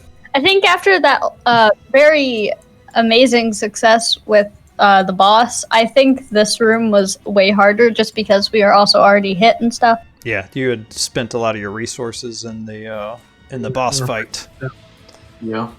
But if this fight went the other way, where you were fighting in here and kind of got worn down a little bit and then fought the boss, I think it would have turned out differently. Oh yeah, we almost got downed by that trap that did so much damage to all of us. Yeah. So I think if we went in damage to that fight, the trap would have wiped us pretty quickly, or at least gotten us down to danger zone. Do these guys have any loot, by the way? Yes. Yummy. Cobus. We get a shot of all of us lying in a pile in the background as Cobus just slowly picks through each of the bodies. Interesting. So. Look at this mushroom. Just worthless jewelry. So there's quite a few coins and small gems split up amongst the cultists. You go through each of their belongings, and it totals up to be about 125 gold worth. Wow. And so when you guys wake up, Cobus tells you, "Yeah, I found 25 gold on these guys. That's pretty good." I fully give them all the money, and I'm like, It's like, unfortunately, there's no ingredients here. And then there's also split up among like these cultists and the ones that were down there. There's a total of 8 ornamental scabbards worth about 5 gold pieces each. They're looks like they have silver dragon motifs kind of put in inlay Ooh. and little things on the individual scabbards. I feel like Cobus wakes Karen up, and she just weakly slaps his arm and says, Did I get him? Did we do it? You were so close. Well, honestly, I don't know. I wasn't there. I didn't see it, but we're going to have to hide out a little bit, I suspect. I did hear the yelling that he was screaming, so you must have really gave him a good... She weakly shakes her fist. Yeah, I did. In character to Yuri, I think Kylo would say something along the lines of, "You didn't lose your other frill, did you?" He hasn't even thought of this. Quickly packs up this. Oh, no, it's still there. Thank the gods. Thank goodness. I mean, it's my bad side anyway, so really can you tell the difference? You don't have a bad side. I don't know what you're talking about. Oh, it's kind of you to say. For hit dice, are we allowed to use as many as we want, or are we limited per... Yeah, you can use as many as you want. I'd say 3 hit dice right now, since we were supposed to be level 3-ish for this. That makes sense. Oh god, it's terrible. Terrible rolls. I'll take it. I have to. So for Kyla's, it says D6 plus 2. Is the plus 2 from con? I think so, yeah. Yep, you get Okay. your con bonus whenever you use your short rest hit dice. She's drunk. And if you're using them, you should be able to just click the hit dice thing on your character sheet. Oh, cool. It'll roll it for you. There you go. So I'll that roll guy- some for us real quick. I already did. So at being revived, you get 1 hit point back, right? Yeah. Okay, so... Yeah, after you've rested for a little bit, you'll get 1 hit point back. That guy, I regain 1 wild shape, but I don't recover any of my spell slots on a short rest, correct? Correct. Thank you. So I actually have a rules question there. One of the optional rules they added with the Tasha's Cauldron for Paladin is you can use your channel divinity to recover a spell slot if you haven't, used your channel divinity. Is that something I'm able to do? Sure, I'm fine with that. I didn't use it during the fight, so Sweet. it's like a thing you can use per long rest. So I can, as a bonus action, you touch your holy symbol, utter a prayer, regain 1 expended spell slot, the level of which can be no higher than your proficiency bonus. Round it up. Well, for that, it sounds like I would need to use it after I've regained consciousness, or are we doing long enough that we would actually have a short rest where I would regain that? If we're spending hit dice like this, then I assumed it was because we were taking a short rest. Okay, cool. Then yeah. Which is going to alert the kobolds to your... Oh, yeah. I mean, unless Cobus wants to get all of our bodies out of here with all of the eggs. I'm willing to try. There was still 1 wagon that was outside, probably 2, Okay. and horses meant for the cultists as they packed up their belongings and rejoined the armies. That's awkward. Yeah, I'm sure we're going to have a full welcoming committee outside the gate once we... I think thematically, like, if we knew that somebody had escaped and we didn't clean up everybody here, then it stands to reason more people could be coming. Yeah. So Oh, yeah. I think it makes the most sense for us to, huddle up here and regain some strength before trying to push back out. Weather the storm. Make this And our... what's back here? You don't Can know. we go back there? We don't know. Yeah.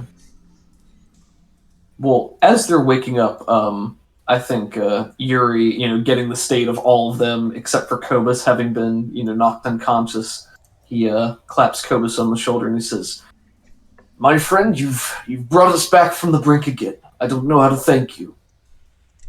Oh, it's my pleasure, man, but honestly, it probably would have been any of us left had you and the team not cleared the room out in the first place. Mm. Well, fortune favors the bold, but fate doesn't always. That the breathing fire thing really works out well for Kyla. Yes, it was quite Feels like hot. Feels like I ate a ghost pepper.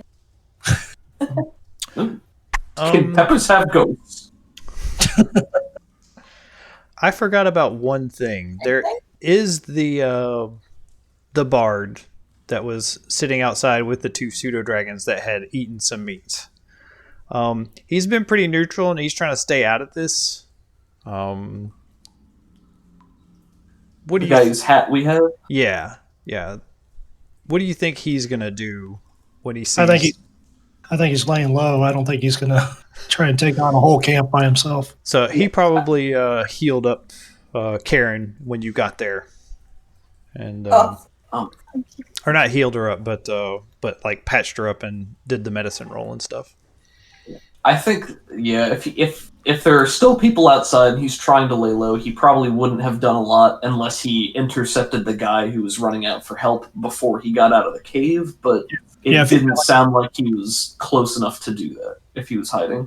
If he has like a charm person thing or something like that to peacefully distract the guy, then sure. But he does have charm person, but I don't think he wants to tangle with the red wizard. I think he'll let him go. There are also two pseudo dragons. Would you like to risk their lives with anything that you think they might do? No. Okay. No. I think the pseudo dragons are courageous on the one hand, but as you said earlier, they're also about as smart as the average person. I think they would know that if somebody escaped from us and they didn't look horribly injured, then they would definitely be risking their lives. Well, he definitely looks horribly injured. He's only got 2 hit points left, but but we will say that if they were rip roaring ready to go, then William kind of keeps them hidden. It's like no, let that one go. Yeah, I think if the black one was there, then he probably would have attacked. But I think the red and the blue one, I don't think they would be like the type to immediately try to ambush him. Right. in our time of rest, can I take one of the gold pieces I found from the room, one of the nicer quality ones, kind of shine it up a little bit and give it to the black pseudo dragon that's here with us, Shadow, and say thank you for helping with our knocked out friends. He reaches out a little clawed hand and snatches it up. He looks at it. He peers real close in it. Yes, I help a lot, whole lot. And You did. You're very brave. and he just holds on to the coin. He doesn't really have a way to carry it other than to just hold on to it, so that's what he does. Kyla pets him on the head. Build him a messenger bag. There you go. And let's see. Yeah, so you rest up. Is there anything else anybody wants to do in this time? You have about an hour. And are you resting in this room or the room on the left or the Frulam Mondath room?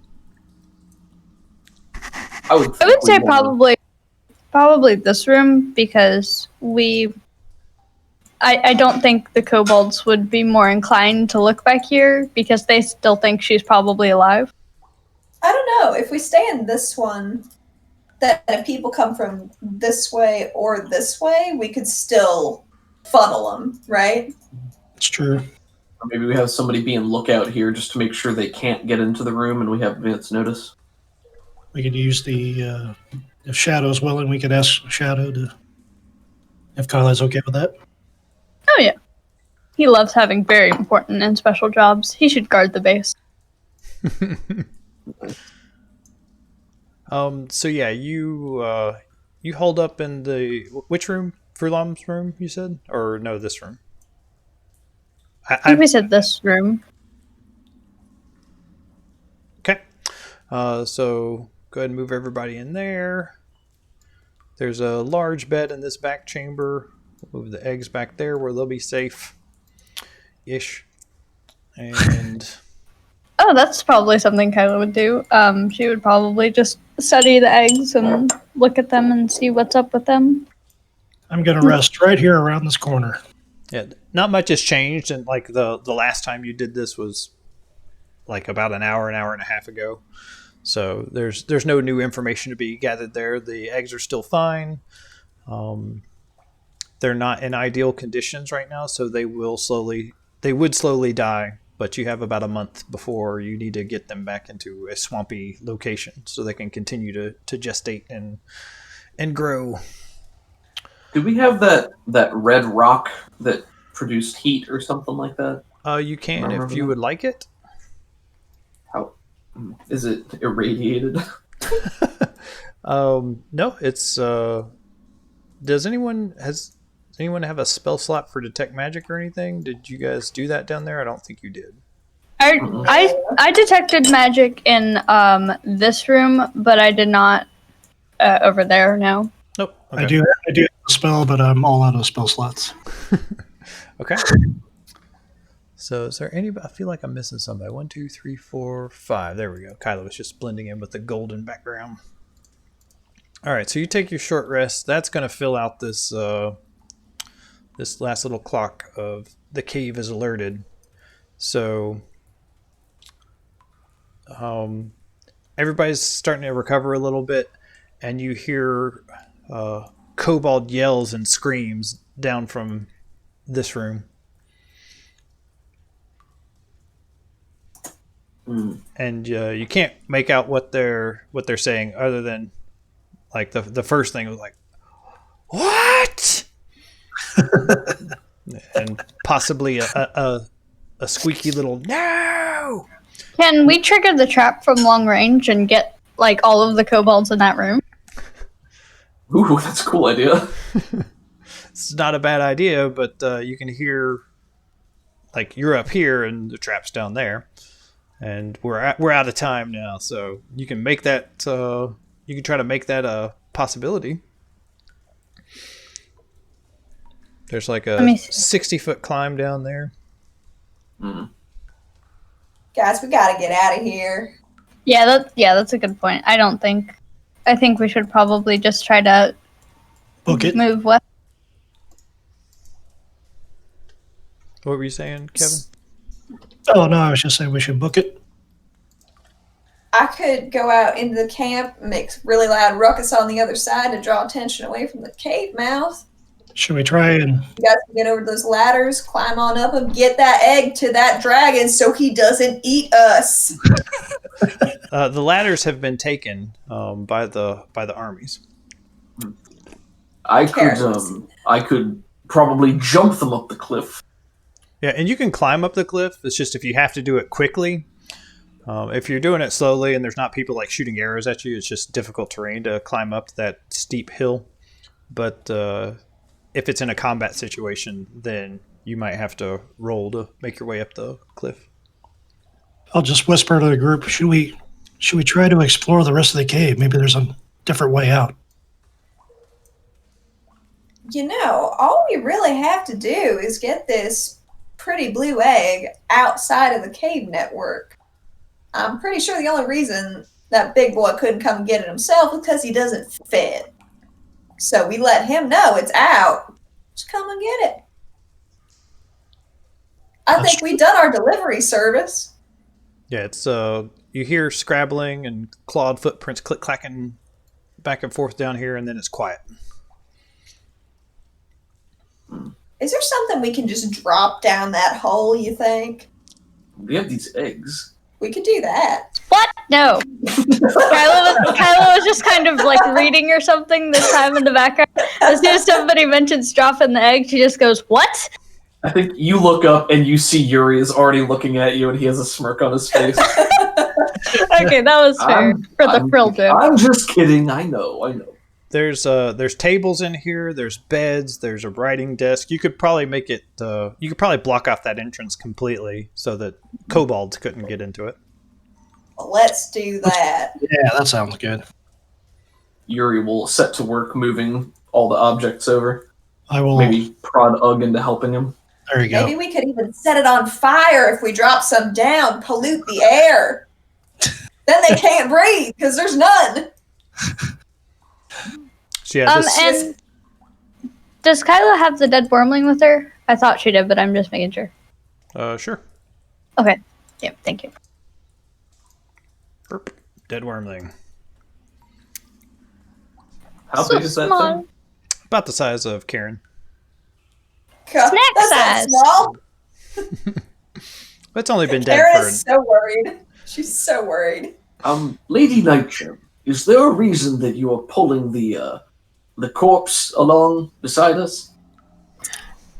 Yes, I would like to respect the body, and as it was used in a dark ritual, I think it would only be fair if it was given a proper burial somewhere outside, so that's what I'm planning to do with it. I mean, we're already underground. That's half the work done.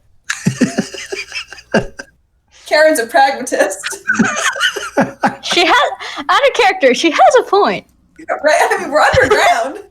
I mean, Say, I admire your sanctity, and I don't disagree, but if push comes to shove, we need to prioritize our lives over its death. oh we, yes, are, absolutely. we are rather burdened with many things to carry as it is. If you would like, we could, I don't know, use one of these beds as a tomb.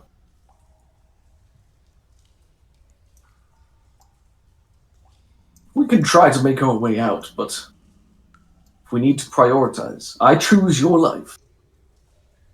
Cool. I'm going to give you guys a little bit of time. I'm going to take a quick break here. I will actually run and do that because I need to check our fire. Oh, that's a good Yeah, I'll point. be back as well. So, not quite as important as fire, but Okay, then I won't give you guys any time. Take a quick break. okay. Oh, no.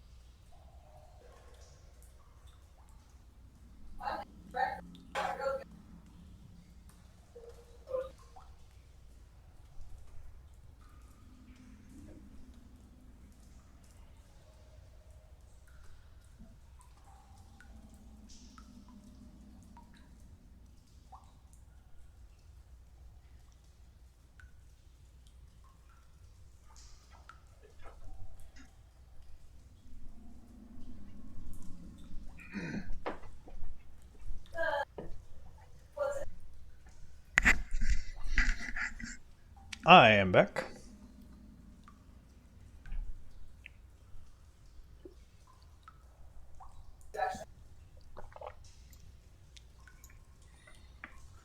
Back if anybody else is. I am. Why, hello there.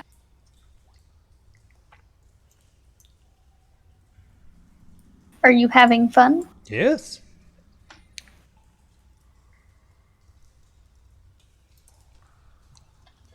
Chat's saying that everyone should hop on Twitch so they can interact with you, but then they'd see all the cool DM layer stuff.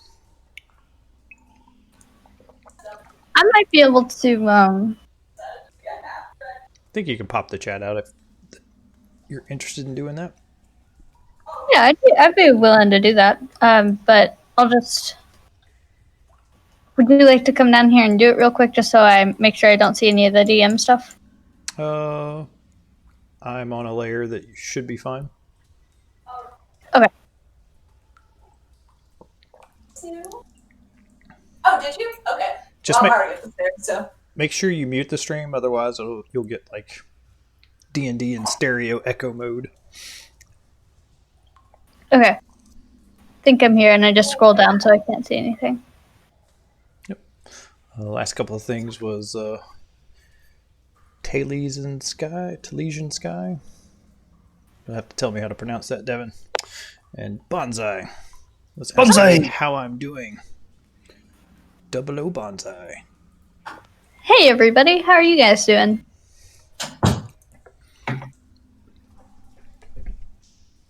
I tell you what, all you guys really want to listen to a great show.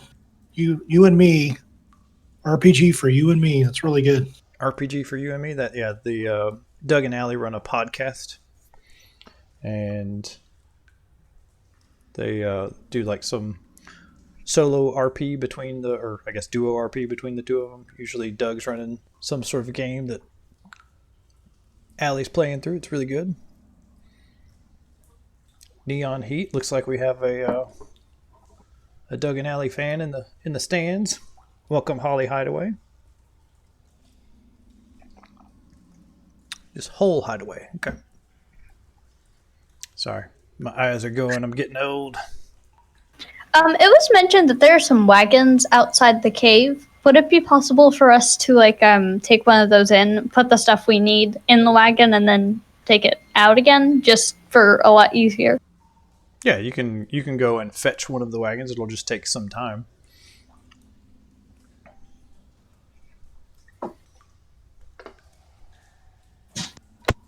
Time which you may not have. Meh, meh, meh.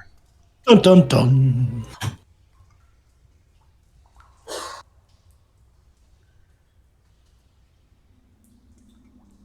And I think it was Doug who said this, but something along the lines of using like a blanket from the bed to use as like a burial thing for the wormling. I think yeah, she would be cool with whatever, as long as it wasn't left in the cave where there was the dark ritual, and there's and they don't like disrespect the body.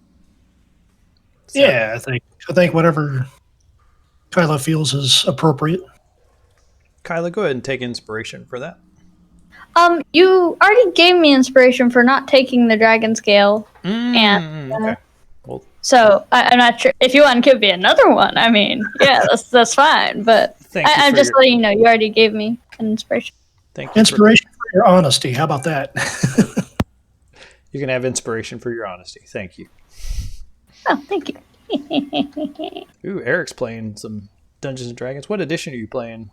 Bonsai. Looks like he's playing a bard. That's cool. Devin's asking why not take the dragon scale. Well, I kind of like to think about it how if a friend of yours died and somebody took like a piece of their skin as a trophy, that like before a burial or something, then that would be you wouldn't like that, understandably. And I think it's kind of the same way with Kyla. She wants to respect the body. She wants to, know it gets like just proper respect. Yep. Kyla's character's a bit of a dragon scholar, and she's trying to learn all the things she can about dragons. All of the things. Yeah, I think Kobus is more of a naturalist and believes in just letting nature take its course. And if it's, if he sees a squirrel get taken by a hawk, he's probably not going to interfere. Yep. But at the same time, he definitely respects others' beliefs and is willing to keep an open mind about it. Yep. Hawk has to eat too. Right.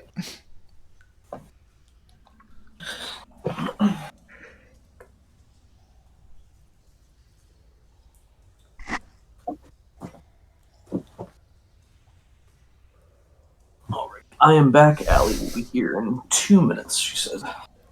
Cool. Have I missed any excellent banter? We were just talking a little bit about why Kyla... Chat was asking Kyla why she didn't take the dragon scale from the wormling.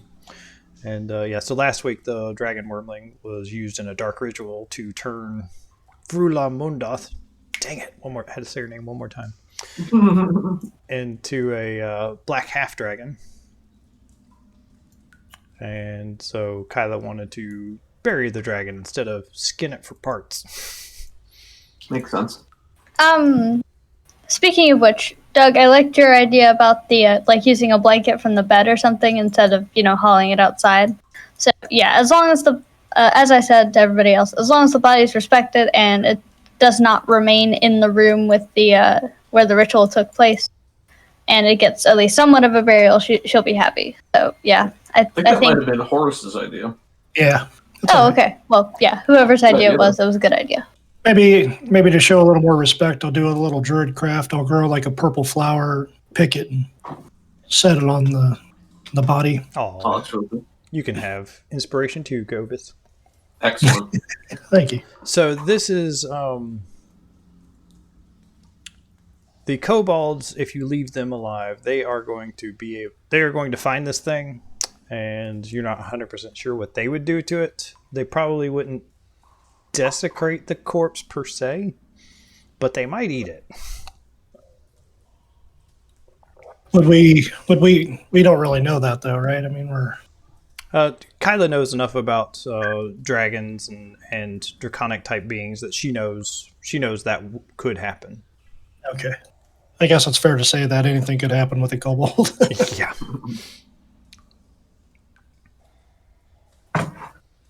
Kobolds, nasty little dudes. Oh, Allie's back.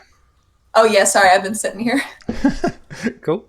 All right, so we you heard some scrabbling down, and then it got extra quiet. You heard click clacks of claws on stone, just back and forth a couple of different times, but it's very quiet down that way. And now you guys were still discussing your plan. Yeah, we could put the body like under the bed or something. By the way. Okay. Whatever you. Out of character, I'm definitely cool with taking it. And I mean, we have enough people that we could haul all of the eggs in the body. I think there's 5 of us, so maybe Karen wears it like a backpack or something. But, oh, jeez. Out of character, I'm fine with trying to get everything out of there. Yeah. I think Yuri was more just wondering why we were dragging a body with us. Oh, okay. And his point was more like, I appreciate what you're doing, but if you have to choose between leaving it behind so everybody can live and, dragging it, you should choose life. She loves dragons, but she loves her friends more. Oh, that's so wholesome. Well, time is ticking. Can like during our rest, can somebody have poked their head in this way just to see if there was anything in there? Or who's the sneakiest of us?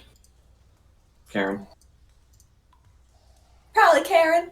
As I raise my real life hand that only Doug can see. All right.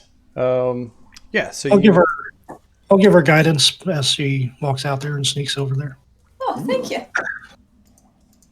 So yeah, Karen's gonna sneak. That's a cantrip.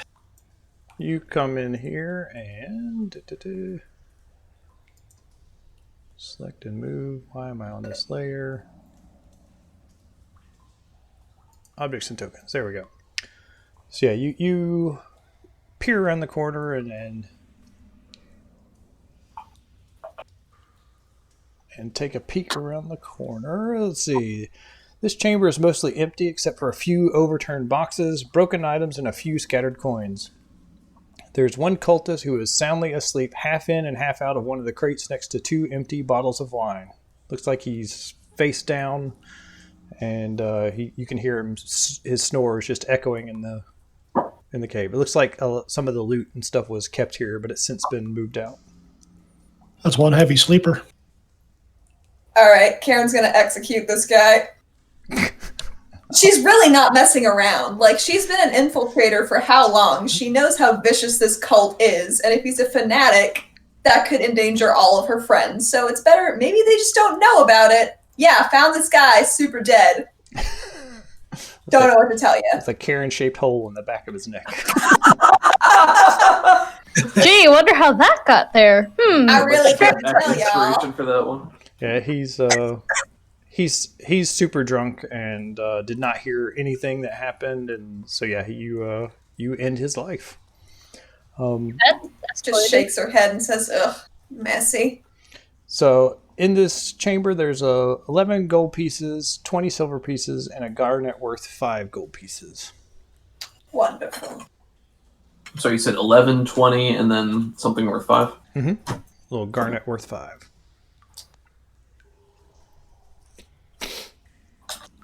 She cannot believe this dude didn't wake up earlier. He slept for the rest of his life. Oh, God. Oops. Like, Allie feels bad about this. Karen does not. Pragmatic. Oh, well. All right. So these guys, you start hearing some... As you're picking up the coins and things, you start hearing what sounds like one of those guard drakes snapping and snarling at something, and then just coming up from this northeasterly direction.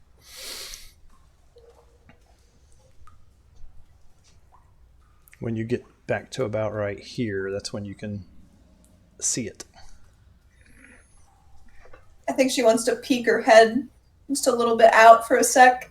Maybe do a stealth, see what's going on. Yep, it looks like they are.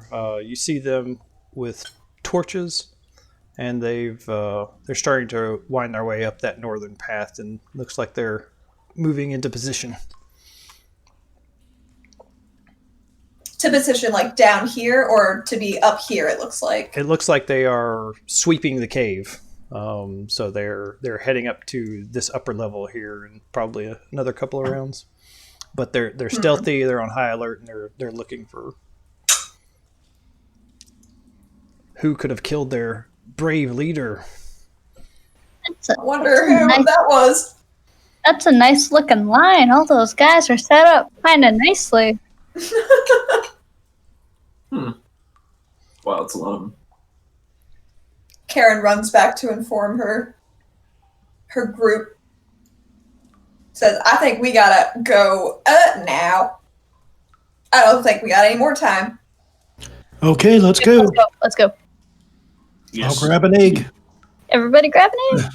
All right, Yep. who else carrying an egg? Yuri will carry an egg. Karen would trust herself more with a wormling corpse and an egg. I'll carry an egg. Because she could like flop it over her shoulders, right? That's what I'm saying, wear it like a backpack. Yeah, she could do that, but I don't think she could carry a 3-foot egg at 4 feet tall. That would be an impressive stunt. It would be pretty No, good if or my strength alternate wasn't -1. Alternate universe Karen the Barbarian who wears a wormling pelt. So who's Not carrying? gonna lie, that's pretty cool. Who's carrying the blue egg? Ooh, I don't know who is carrying the blue egg. Oh, Well, I can take the blue egg, because if worse come to worse and I need to jump that thing up a cliff, then that's the most important egg, right? So Yeah. I can get it out instantly if necessary. So Kyla, what's your strength score? I think it's a -1. Let me check. Though. I want to say it's a -1. It's a 9. Yeah, go ahead and give me an athletics check. What would happen if I were to say fail this roll theoretically? You're just going to be moving really slow. You're not going to drop the egg, but Okay. you Just make it better. We're going to see if you can lift this thing out of here. DC 12. Fail miserably. Oh, Oh, jeez. I see the 5 now. Yes. So you pick it up. It's really heavy. You start carrying it and take a few steps. Have to set it down. Pick it up, carry it a few steps, and set it down. And you're just not making very good headway. So you guys make. Could I just like roll it maybe? That's part of it. So you're wanting to be very careful with this thing. It's really close to hatching, so it's dangerous to be moving it. Rolling it around and shifting it around is bad for the egg. So you can either leave the egg here and deal with kobolds, or you can try and carry it out. I think if we're trying to get out in one sweep, then it would be good to at least try and get them out. And if the kobolds catch us, then we can just place the eggs down and bite. Okay. So yeah, you guys make it to about right here.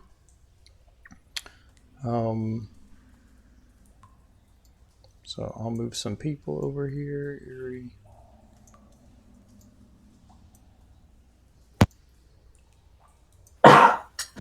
Would be easier if I just put a blue thing on my character.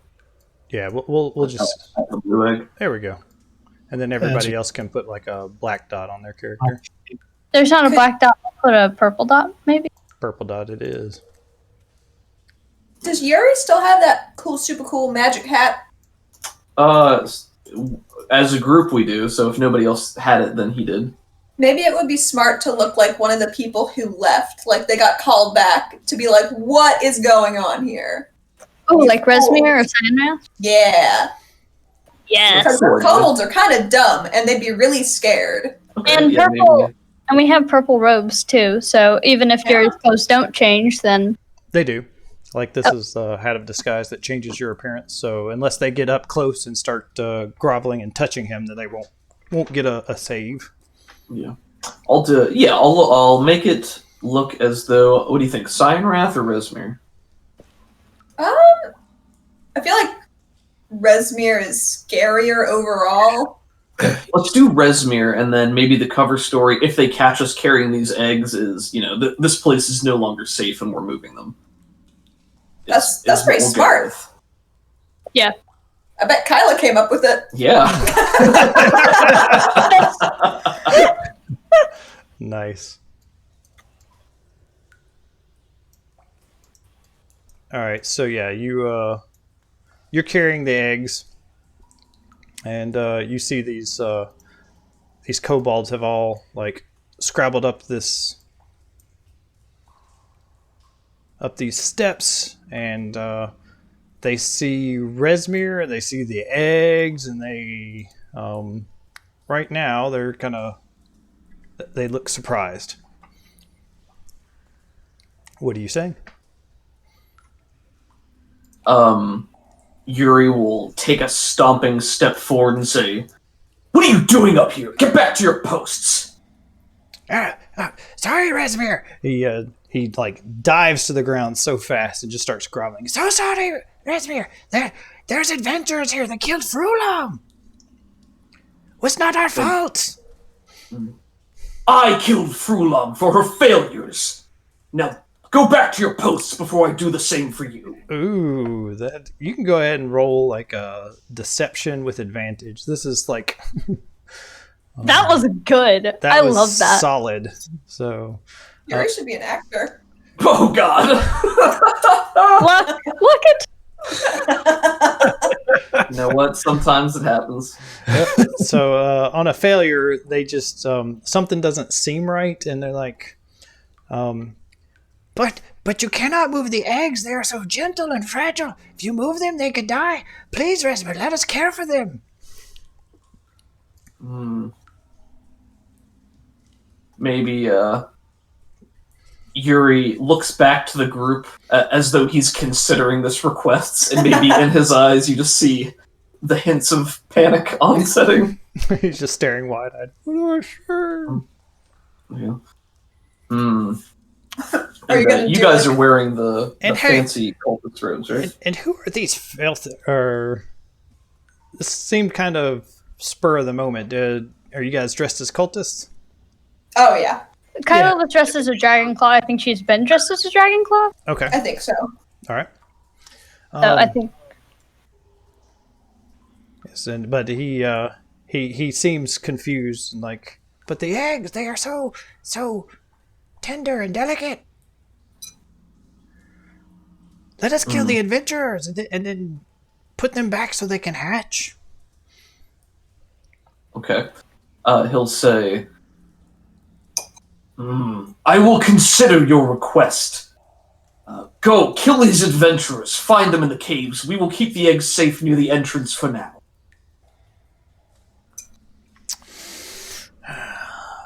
Give me a persuasion check, and if this one goes bad, then they are going to attack. That's perfectly fine. never mind. No, what were you going to say? Oh, I was gonna say she has a meta magic subtle spell, so she can be casting her dragon's breath spell right now while we're talking, so she could just be ready to incinerate them. All right. If we want that. Go for I it. only have one spell slot left though, so this could be a waste. That's all I'm saying. Well, maybe you could hold your action and say you would like to do that if it looks like combat's about to start. Now, do it now or not. Okay. I would like to do it now just to be safe. Okay. So. All right. So bloop. That could be warranted. Let's find out. Oh boy. And the thing I choose is lightning. Cool. What the Resume's a black dragon, right? Yes. Maybe we should have had you disguised as Resume. Ooh, that would have been cool. But next time. Next time we can. So he says, "What is wrong with your voice?" and that's about the time you make the persuasion check. Woo! There you go. He latches on to the fact that he's not going to die, and so he backs off and starts going. Yes, we will go kill the adventurers. Yes, for the glory of Tiamat. He holds out his little three talon hands in his little cultist salute. Nice. I think he'll give the barest inclination of his head and then immediately turn his attention to start going back this way, as though why wouldn't they obey the command? Okay. Yeah, and everybody starts moving up that way. All right. The kobolds fan out. Some of them go down south, and some of them go east. And but they're not here for now. So you make it outside to. Kyla's hair is, for some reason, frizzing a lot. Nobody's really sure why. For some reason, some balloons are sticking to her. Oh no. I was zoomed in the wrong place, and I just saw all of the prisoners and all of the dragon claws. Same. I was right here. It's like, oh no. All right. Give me 1 second to set this up. Boop. Oh wow, this is a pretty big encampment. As they walk out of the cave, Kyla would immediately go to her pseudo dragons and say, "I brought you guys something," and give them each a gold piece. Already asked people, it's fine. Cool. All right. Switching over to my notes into session 5. All right. So you come made it, guys. You come out of the cave, squinting at the bright sunlight. A few hunters at the mess tent are dropping off a fresh kill. Actually, we'll just say 2, because they saw that the people that were here saw the wizard hauling ass, and so before there was between 5 and 10 hunters, but now there are only 2 hunters. They see you, and they're not super worried about anything, and but then their eyes go wide and you follow their gaze up to the top of the cliff. A shadow passes over the party when the blue dragon swoops down. Dust and small rocks pelt at your skin when he beats his wings to halt his momentum. You feel a small vibration in the ground when he lands. He looks over the group menacingly. "I would like my egg now," he says in a booming voice. Yuri will take the steps forward. Is there I'm sorry if I missed this, but did you say there are any groups of enemies who are seeing this happen? There is. Why can't I select? Oh, I hope Yuri isn't still disguised as Resmir. That's why I'm asking, yeah. He would not want to be disguised as Resmir in front of this dragon. I think you probably were disguised as Resmir, okay. But he doesn't seem to care. He's a dragon, he probably sees through it. And he don't trip and egg. That's what he says. What do you do? Oh yeah. Yuri steps forward, holds the egg up as though, here to prove that I have it, and then he puts it down on the ground and returns to the group. And as Yuri is handing Lennithon the egg, Kyla will say, "Sir, before you leave, I have a question for you, if that's all right." He takes steps forward, and you just like this guy dwarfs you. And you see the hunters; they're hauling ass.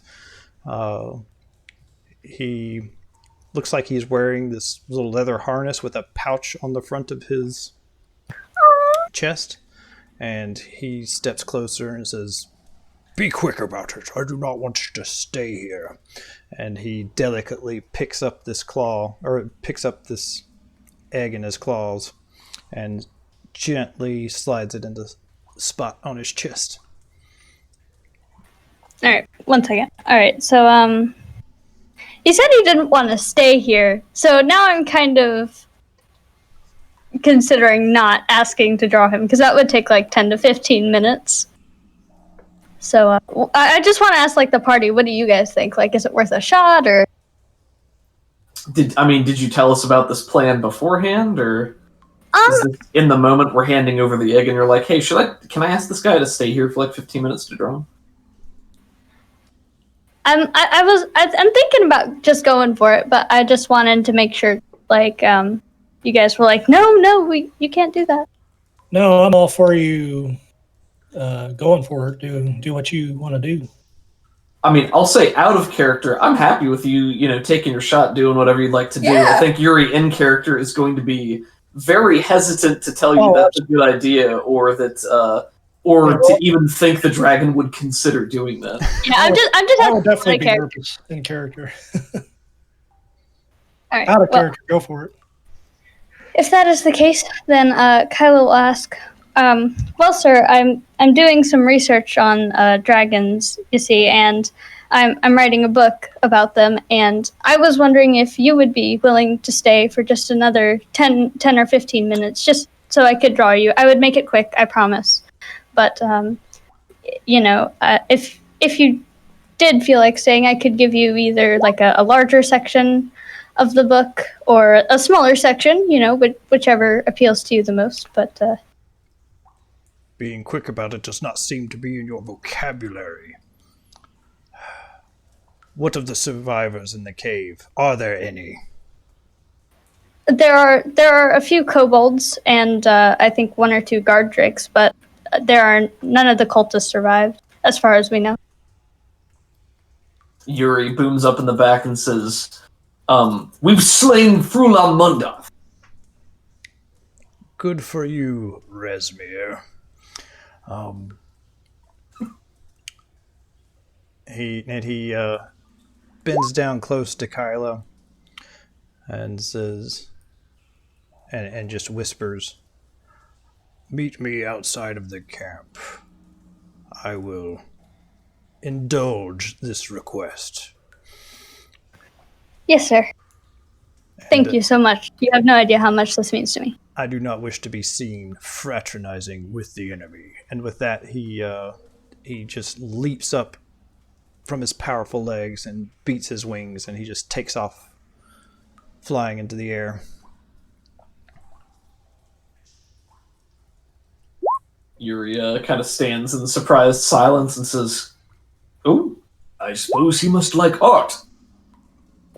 I suppose so. Kyla is very happy. To be fair, I like art better than books. Let's make our way out. Let's get on. The lumpy form of William comes out of his little hiding spot and says, "I agree with the Lady Bramblefoot.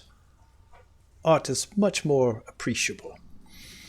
And there's two wagons that are sitting next to the mess tent. Inside one of them, there's obviously been a spot that's there to secure the blue egg. It's got it's a pretty large crate that has quite a bit of sand in it, and there's been like a hollowed out divot to accept that egg. You don't have that egg anymore, but that's there. And then there's enough horses to pull both the wagons. Cool. take those wagons, maybe cover up the eggs, and Yeah, if all the hunters have fled and there's nobody there to lay claim to them, I think we'll probably just pile everything into the wagons and get going as quickly as we can. All right. So yeah, you start moving out. Give me a nature check, DC 15. All of us? No, just just somebody. oops. And if you fail it, what's going to happen is you're going to lose one of the eggs from just trying to make a quick pace out of here. Oh no! Can I spend my last luck? You may, but another thing you can do is if you fail it, you can choose just not to. You can choose to go slow. This is for the trip from here back to Greenest, because that's where you said you wanted to go, right? And if you fail it, basically you can either make the trip in one day, and lose an egg, or you can go slower, like 2 or 3 days, and get there with all of the eggs intact. Out of character, I think we should definitely try to hurry, just because we don't have much time, and it's also just one egg. We still have the other two rather. So.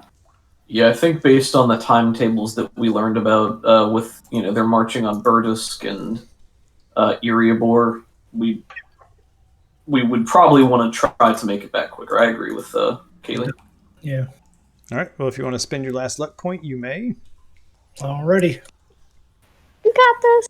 Oh. Yeah. Oof, good try. Well, if you add the 4. Omelet station. So yeah, you go over a particularly nasty bump, and as the wheel comes down, you hear like this hard crack, and the yolk starts seeping out into the wagon. And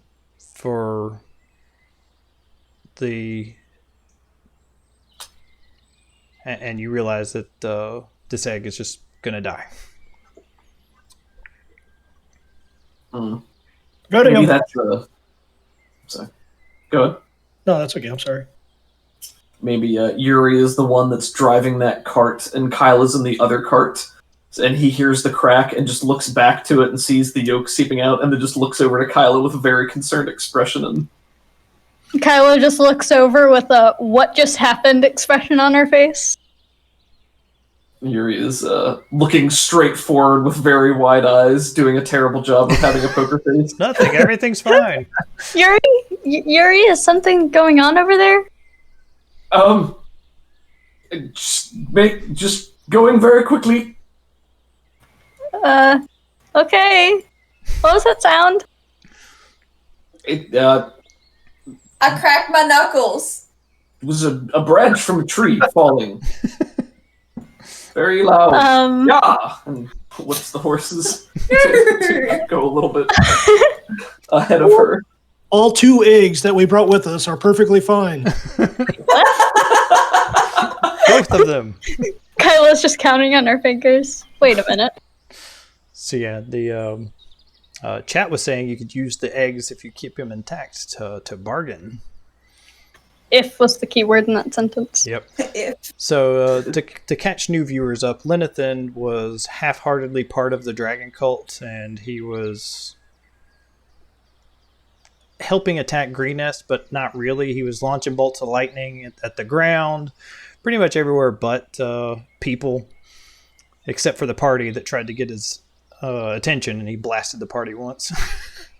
And they made a deal with him, like he wouldn't kill anybody that night if they would go and retrieve his egg from the hatchery nearby. And so they have done that, and they have completed that task. So you guys are driving the wagon outside of the camp, making good headway when back into the hills, and you round one of the hills and see Lennithon just sitting there. He's unhooked the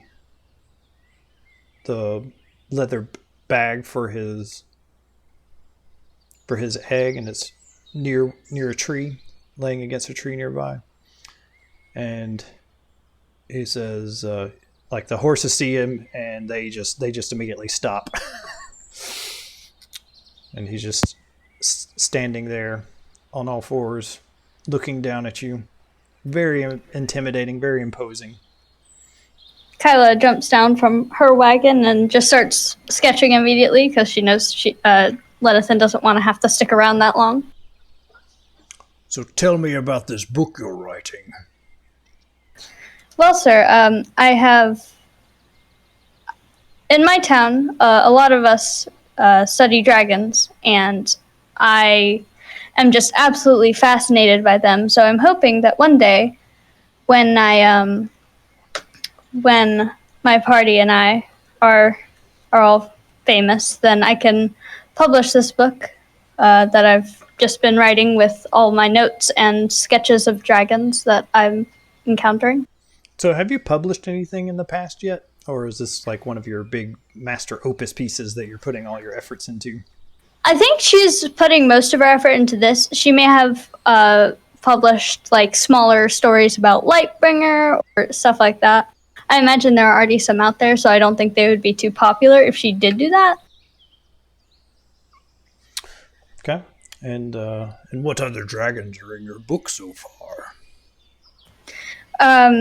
There's an ancient gold dragon who I'm related to. He's very, very old. I've drawn him so far. I've taken a lot of notes on gold dragons because, I've had plenty of time with him to take those notes. When you say that you're related to him, he does... You catch just a glimmer of surprise. But then his mask is just very stone and stoic, and he just leans and sniffs at you. And then he just says, "Ah, I see."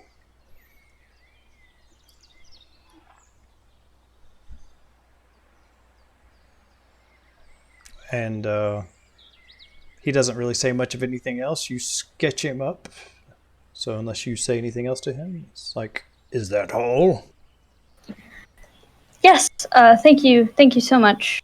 I really appreciate it. Oh, and before you go, would you like a larger part in the book or a smaller part, or just how much do you want to be written about you? Well, since I'm the most impressive, I should occupy the most space in your little novel. Yes, of course. And with that, he clips the egg back onto his little chest harness and flies off. Looks like he's heading south. There's a desert somewhere off in that direction.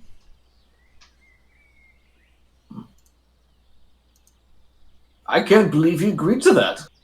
But what a wonderful interview. That was amazing. You'll have eyewitness accounts from us to back you up on that. I mean, he can't fit in a museum, so probably doesn't see a lot of drawings, right? Do you want to make your roll now to see how well you did? I'm proficient with it, but yeah, I still can. Let me see. All right, yeah, I'm gonna use an inspiration on this. I see this is something very important to my character. Mm-hmm. Yeah.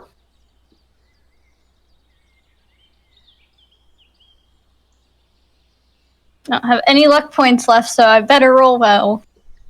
Well, a failure isn't like you completely ruin it. It's just not... It'll still be adequate quality, but just if you roll really well, then it'll...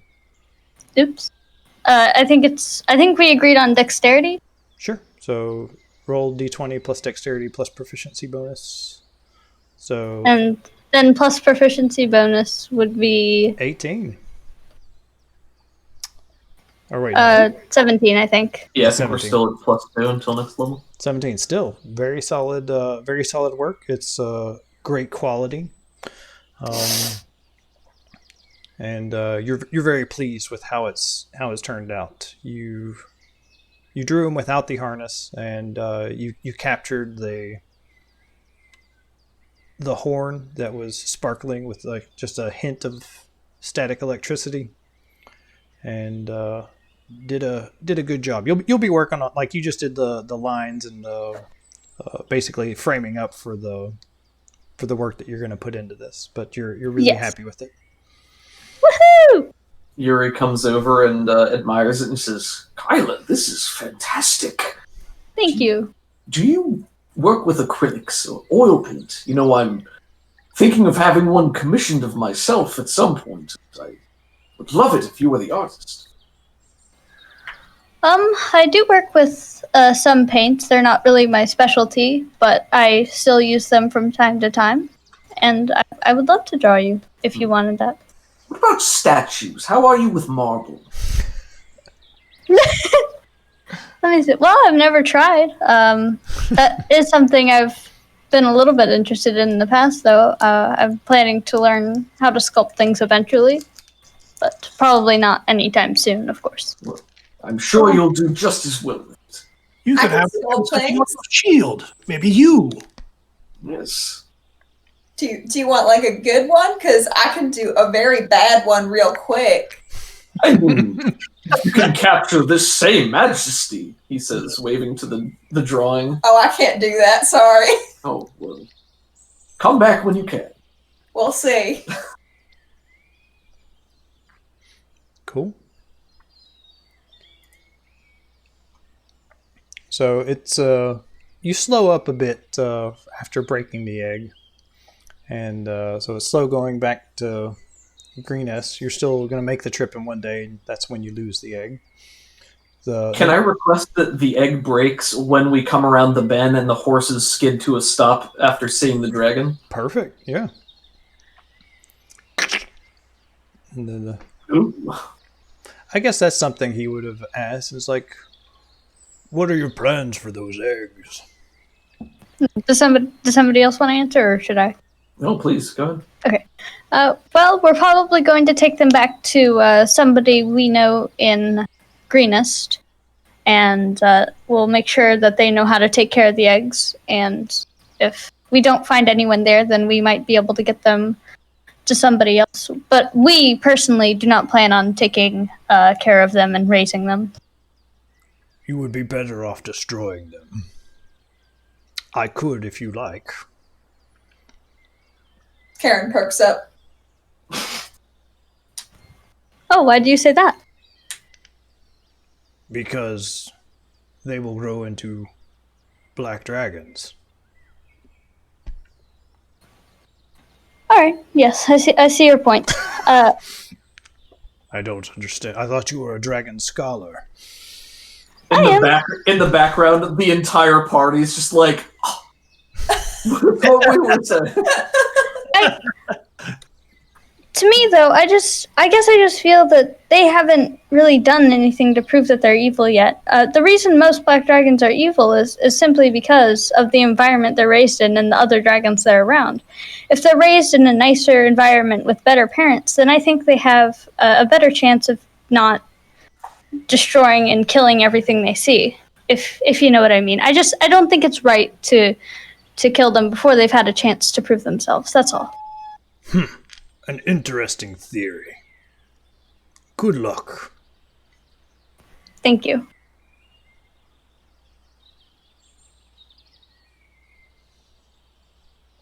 All right. So you have a dead dragon wormling and a broken egg. And she would bury the wormling wherever. So you bury the egg, is what you're saying? Yeah, buried the broken egg and the wormling just along the way. Maybe it's after Lennithon takes off in that same clearing. If you like, while you're drawing Lennithon, perhaps the rest of us could give it a proper burial with your approval. Oh yes, that would be an excellent idea. Thank you, Kobus. Lennithon keeps sneaking glances at what y'all are doing, making sure there's no trap or scheme to attack him, but he's pretty confident, so he just lets Kyla draw him. I'm so happy! In real life, out of character. I'm very happy. Karen oversees the digging of the grave.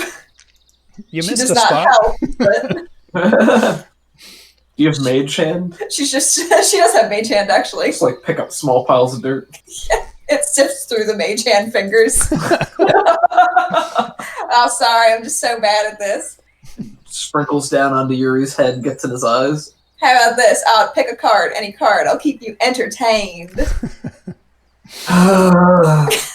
We flash flashback to Kyla. So yeah, with nothing else left to do, you continue through green fields, rolling grasslands. It takes pretty much. You have to spend a night because you were about halfway through the day when you left the cave, and the next morning you crest the final hill that brings Greenest into view, and there are several stations set up where town folks are busy loading burnt rubble into wagons before being dumped in a huge pile outside of town. And in the distance, you can see in the cemetery it has several freshly dug graves. As you move through the town, people are definitely happy to see you. A family member of one of the rescued prisoners comes out to thank you for your heroics. Others smile and wave as you pass by in your wagon. I feel like maybe Karen's sitting next to Kyla and says, I don't want you to get your hopes up too high for the eggs here, because I know you want to give them a good life, and I think that's real nice. But these people did just suffer a devastating dragon-based attack, so they might not be too keen on having two little baby dragons rumbling around. Yes, I see. I assume But you I'll have do my best to help you. I assume you have the eggs in back kind of padded up and kind of covered. Yep. Yeah. Yeah, I think that would have occurred to us. So people don't look in your wagon and go, "Oh my God, dragon eggs!" They're kobolds here? As they're passing through the crowds, Yuri will perk up, sitting up in his carriage, waving benevolently to the people. Maybe standing up and giving them a pose here or there. Yeah, so you come in from the eastern side of town. See some beautiful artwork that was drawn in the first session. Gorgeous. That's how Kyla drew Lennithon. I mean, that is pretty majestic. It is. I bet he was real happy with it. So the last time you were here, Io was in the keep, but where would you like to go? I think the keep makes sense. That's where the base of operations was, and where everybody was holed up, and the mayor and all that. Do you want to present the eggs to the guy, the royal guy? Did we find out who our contact would be for asking about the eggs? The contact here would probably be Kyla. Whoops. Probably would have been good to mention that. But there are other people like Laosin. He's a member of the. You'll find this out here in a little bit. He's a member of the Harpers, and so he'd be able to take the eggs off your hand, or Ia could escort them somewhere or wherever. Gotcha. Well, we'll keep them safe and out of sight until we figure that out in character. But all right. So yeah, you drive your wagon through town and get lots of some small cheers and some waving. In the distance, you do see the Blushing Sow Tavern has been not completely burned to the ground, but it's definitely seen better days. Mm-hmm. It looks like the cleanup efforts on that has not started yet.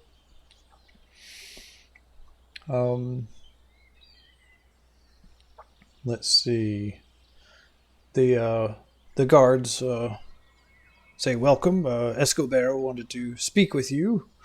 Happy you made it back." And they wave you through into the courtyard.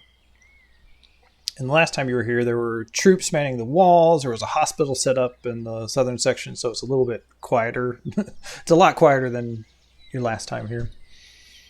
Now it's empty except for a couple of guards at the doors to the main hall and a small amount of foot traffic coming and going. The guards wave you in and direct you to the main feasting hall. So one of them will take your wagon and put it off to the side. They're not doing anything special with it. It'll just be off to the side. Inside, you see Escobar is discussing something with one of his sergeants. There's a plate of cold food. A plate of cold, untouched food sits on the table nearby, and his beard is just as knotted and tangled as it was the night of the attack. Laosin is sitting across from the dwarf. He was in rough shape when you parted ways, but since then his wounds have been tended. He's had a bath and a good night's rest. Some of his bruises are still healing, but he looks much better. And beside him sits Governor Nighthill, or besides Escobar. His left arm is still in a sling. He has several papers scattered in front of him. His good hand alternates between taking notes with a quill and using a spoon for his stew. And completely separate from them, at the end, Ia sits by herself. In front of her is an open book and a metal goblet. She doesn't seem to notice you when you come in. And when the dwarf sees you, he waves away the sergeant. Aye, that'll be fine, lad. Just do what you think is best. He turns to face you. Welcome. Have a seat. Have a seat. We were just discussing next steps. He flags down a servant and gets them to bring the group some food and drink. I imagine Shadowwing during this process is very awkwardly glancing at Laosin, because if we remember, he dropped a large rock on Laosin's head earlier. And we were not sure if he was recognized or not, so he's kind of just... He's a little black pseudo-dragon, and it was at night, so he's pretty confident. He's not worried. Yeah. But he does kind of snicker under his breath. And the pseudo-dragons are in full view if this matters at all. Yeah, the different people will definitely be impressed and look and point, but for the most part, people are going about their business right now.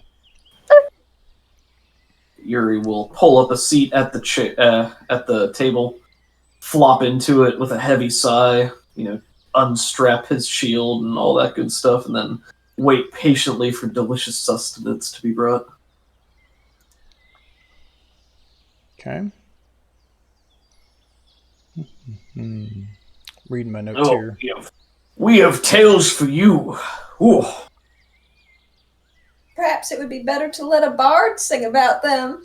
Well, he wasn't there to see it. I assumed that they filled him in on the wagon ride, the 1 to 2 day wagon ride. Yeah. I assume that Yuri has probably told the story 2 or 3 times. Oh, yeah, absolutely. Did you ever hear about the time that I smashed the Frulam Mondath? Yeah. Right into the ground. There I was, 12 feet tall. The room It looks made suspicious. sense at the time, trust me. I'm gonna look at the stranger across the table and go, wait, this is the best part. Yeah, Ia hears the boisterous voice of Yuri starting to tell his tale, and she'll close her book and come over this way. Happy you made it. I was beginning to wonder if you would return.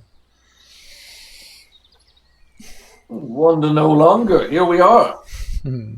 Indeed. No nose in a book as always. Yes, it's, how shall I put it? A strain on my nerves to deal with these people. That's the nicest I can put it. And Escobar is just like, he's kind of smiling and biting his tongue. He has been helping out a lot around here, but she hasn't been, like, nice about it. But he says, yes, you've been a great help. And Laosin has already told us about some of your heroics when you rescued him from, and how you set the prisoners free. And for that, I'm very grateful. Does anybody remember the task that Escobar had charged you with? Yes. Yep. Number of troops, identify their leadership, know what their plans are, and freeing the prisoners was a secondary objective. But basically, he wanted us to gather the important information about the camp. I wrote it down, but I think I deleted it after we were done with it. I've got it here, yeah. Cool. We had So in character, we can relay numbers. The kobolds were 200 strong. There were 2 mercenary groups, the Black Talons and the Blue Boar. They're each 50 to 100 strong. Their leadership structure was Resmir, Cyanrath, and Frulam Mondath, which we can let them know that we destroyed her and fill him in on that she had been transformed into a black half-dragon. And how Yuri very heroically ended her life. That's Oh right. yeah, that's that. He starts with that, and then he fills in. Like, oh, and also she was a black half dragon. You had to be there.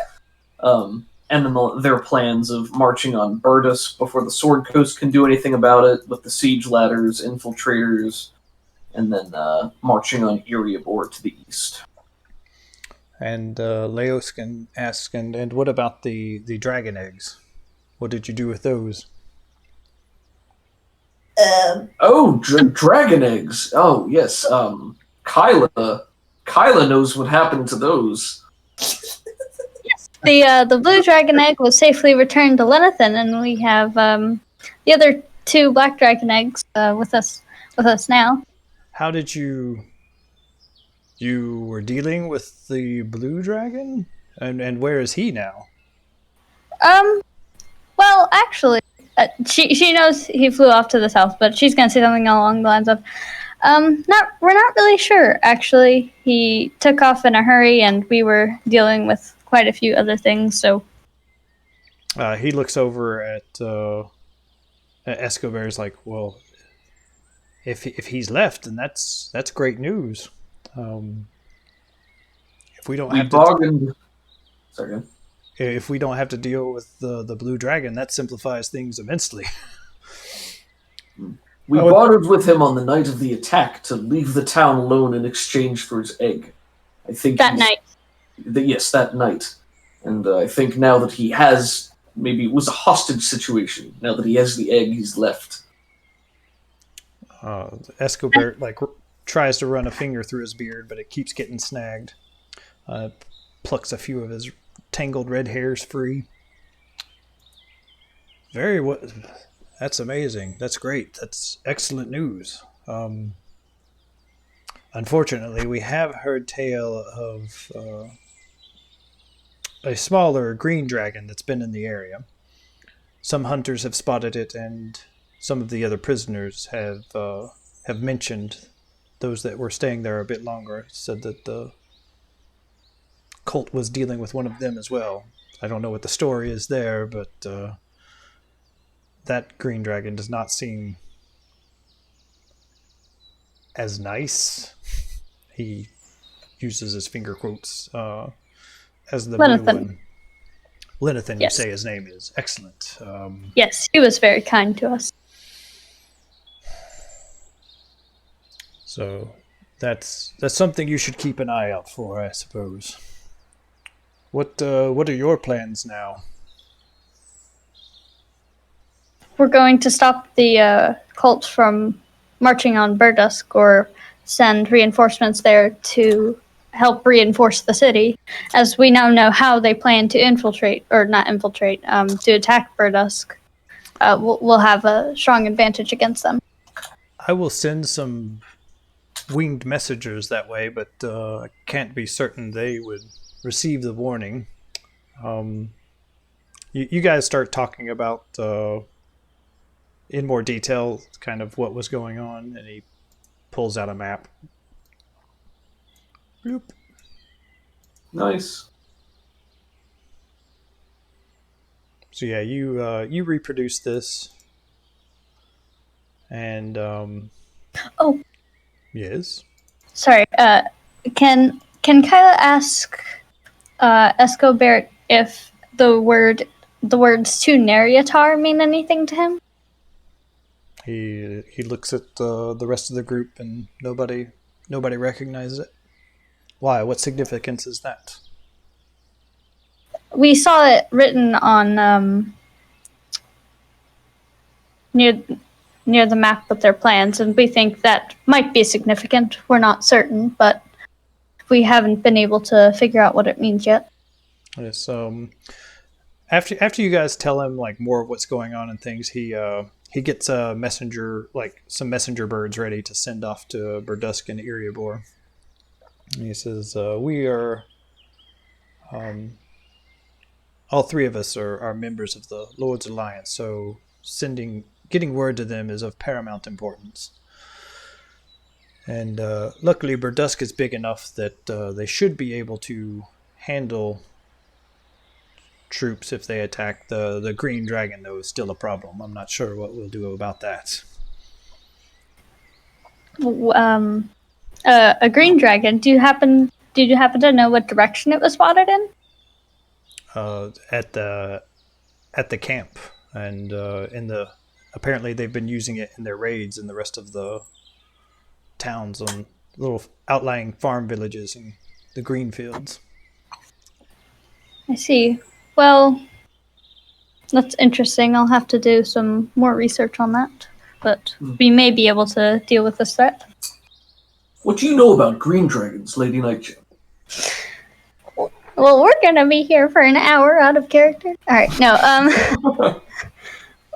Well, she starts talking. She doesn't want to go on for too terribly long, but she's basically like, well, they're the most deceitful of the dragons. They will typically keep their word, but twist it. They breathe poison. They're not. They're the third strongest dragon of the chromatics. They typically live in forests. They're amphibious. They can breathe in both water and on land. Sometimes they can manipulate magic as far as plants and nature goes. They can typically sometimes speak with animals, and they're known as forest dragons in addition to being known as green dragons.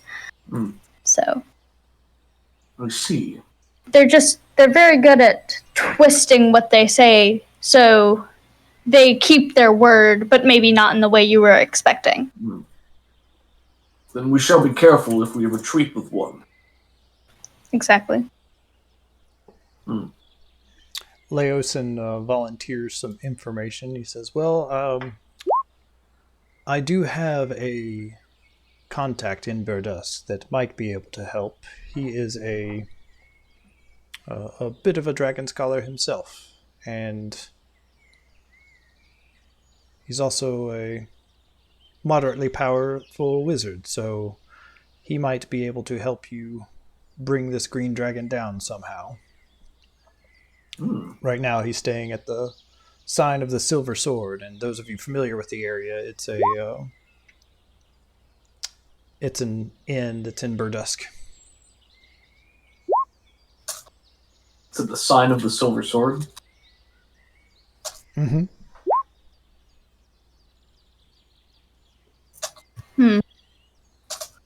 How defended is Erebor compared to Burdusk? Let's see. Escobar would speak up. Well, Burdusk has a standing army of 600 men, so it sounds like for them to attack the town on Burdusk, they have to have something else in their pocket, such as a dragon.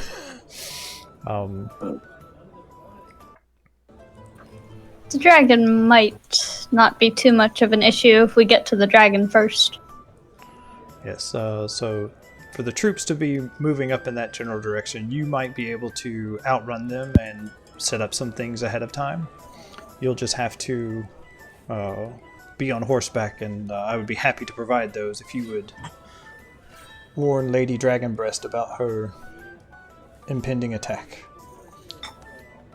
And where's my... You put that in the session NPCs. I did put her in the session NPCs.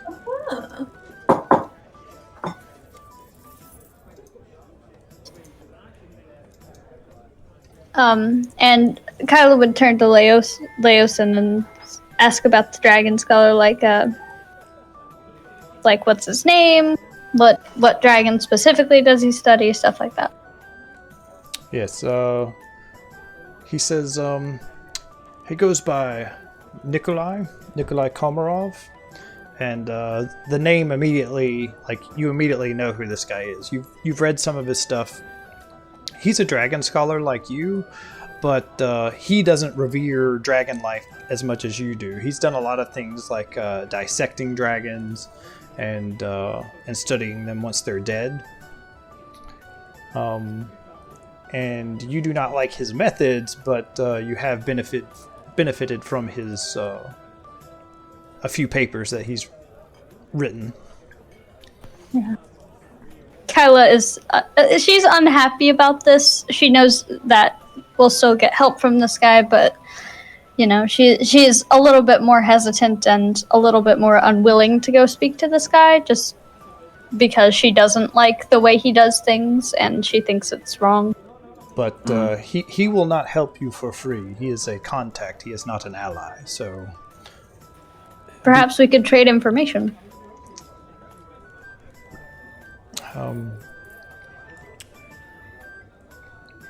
He might also be interested in one of the dragon eggs, if you were willing to part with one. But yes, he does seek information, and anything that benefits his studies, his magic, those are his, how shall we say, ways to get him to do what you want. Well, I doubt he studied a dead gold dragon before, as those are reasonably hard to kill, so we'll see. A dead gold dragon? Where would we find one of those? Oh, we wouldn't. We don't have a dead gold dragon. We have a live gold dragon, but obviously not in person, but Love him to stay alive. Yeah. I have plenty of information on him just because we talked a lot a while ago, and when I still lived up in Silvermoon. During this conversation, Yuri is thinking back to the wormling corpse with the egg in a ditch where they buried it.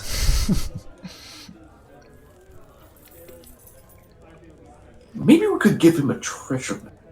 He doesn't say this to anyone, he's just, like, mumbling to himself. Karen perks up, thinking this is a good idea. Karen wants the treasure map for herself. Well, she knows what's at the end. She knows what's under the X. She's uninterested, but she loves the whimsy of it.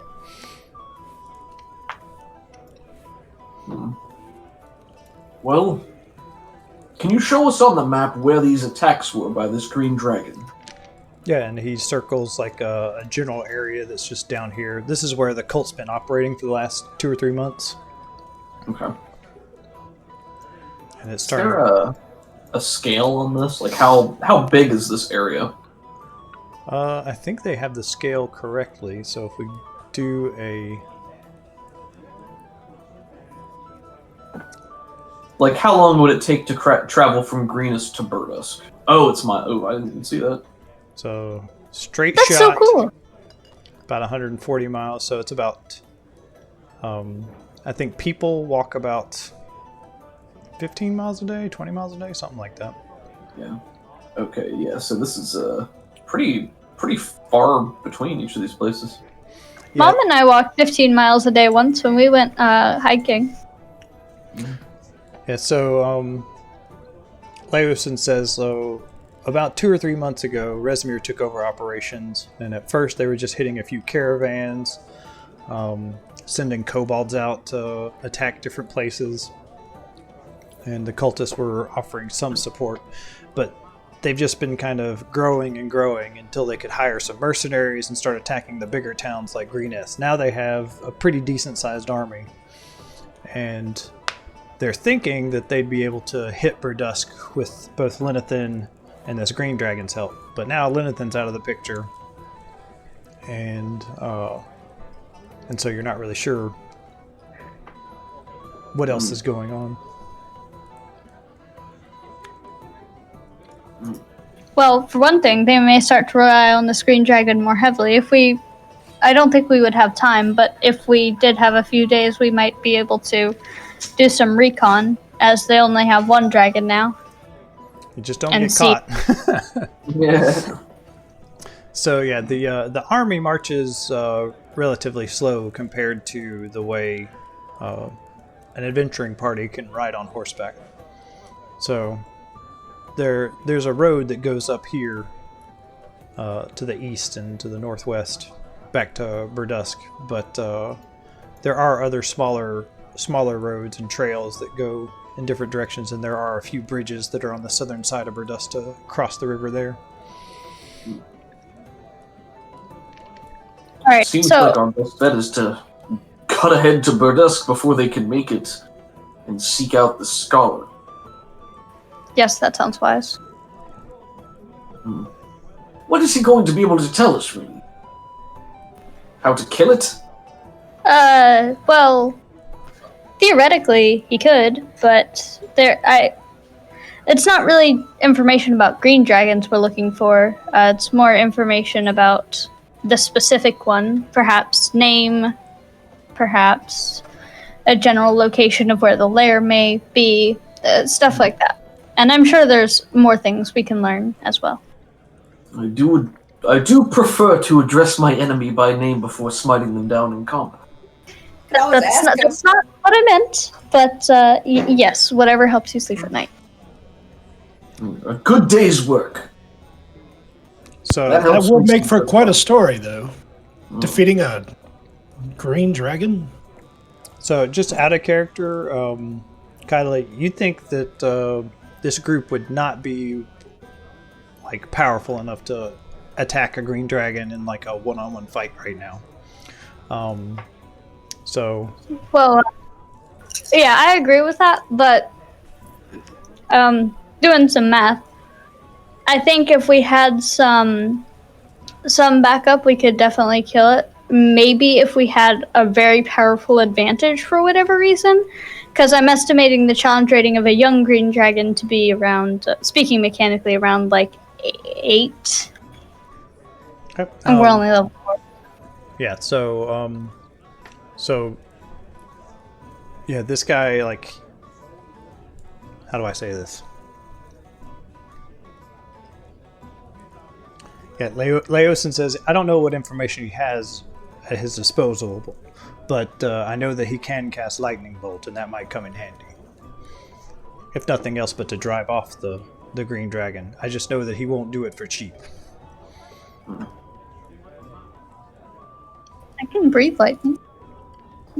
She kind of says this quietly to herself, not addressing anybody.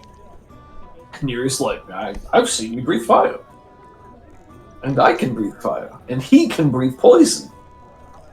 I can breathe Karen, what do you breathe? air. Usually, I can breathe all of those things. I think. I can Either breathe back- sweet words out my mouth. That's where it comes. Oh, I had an interesting idea for Kyla's dragon breath thing.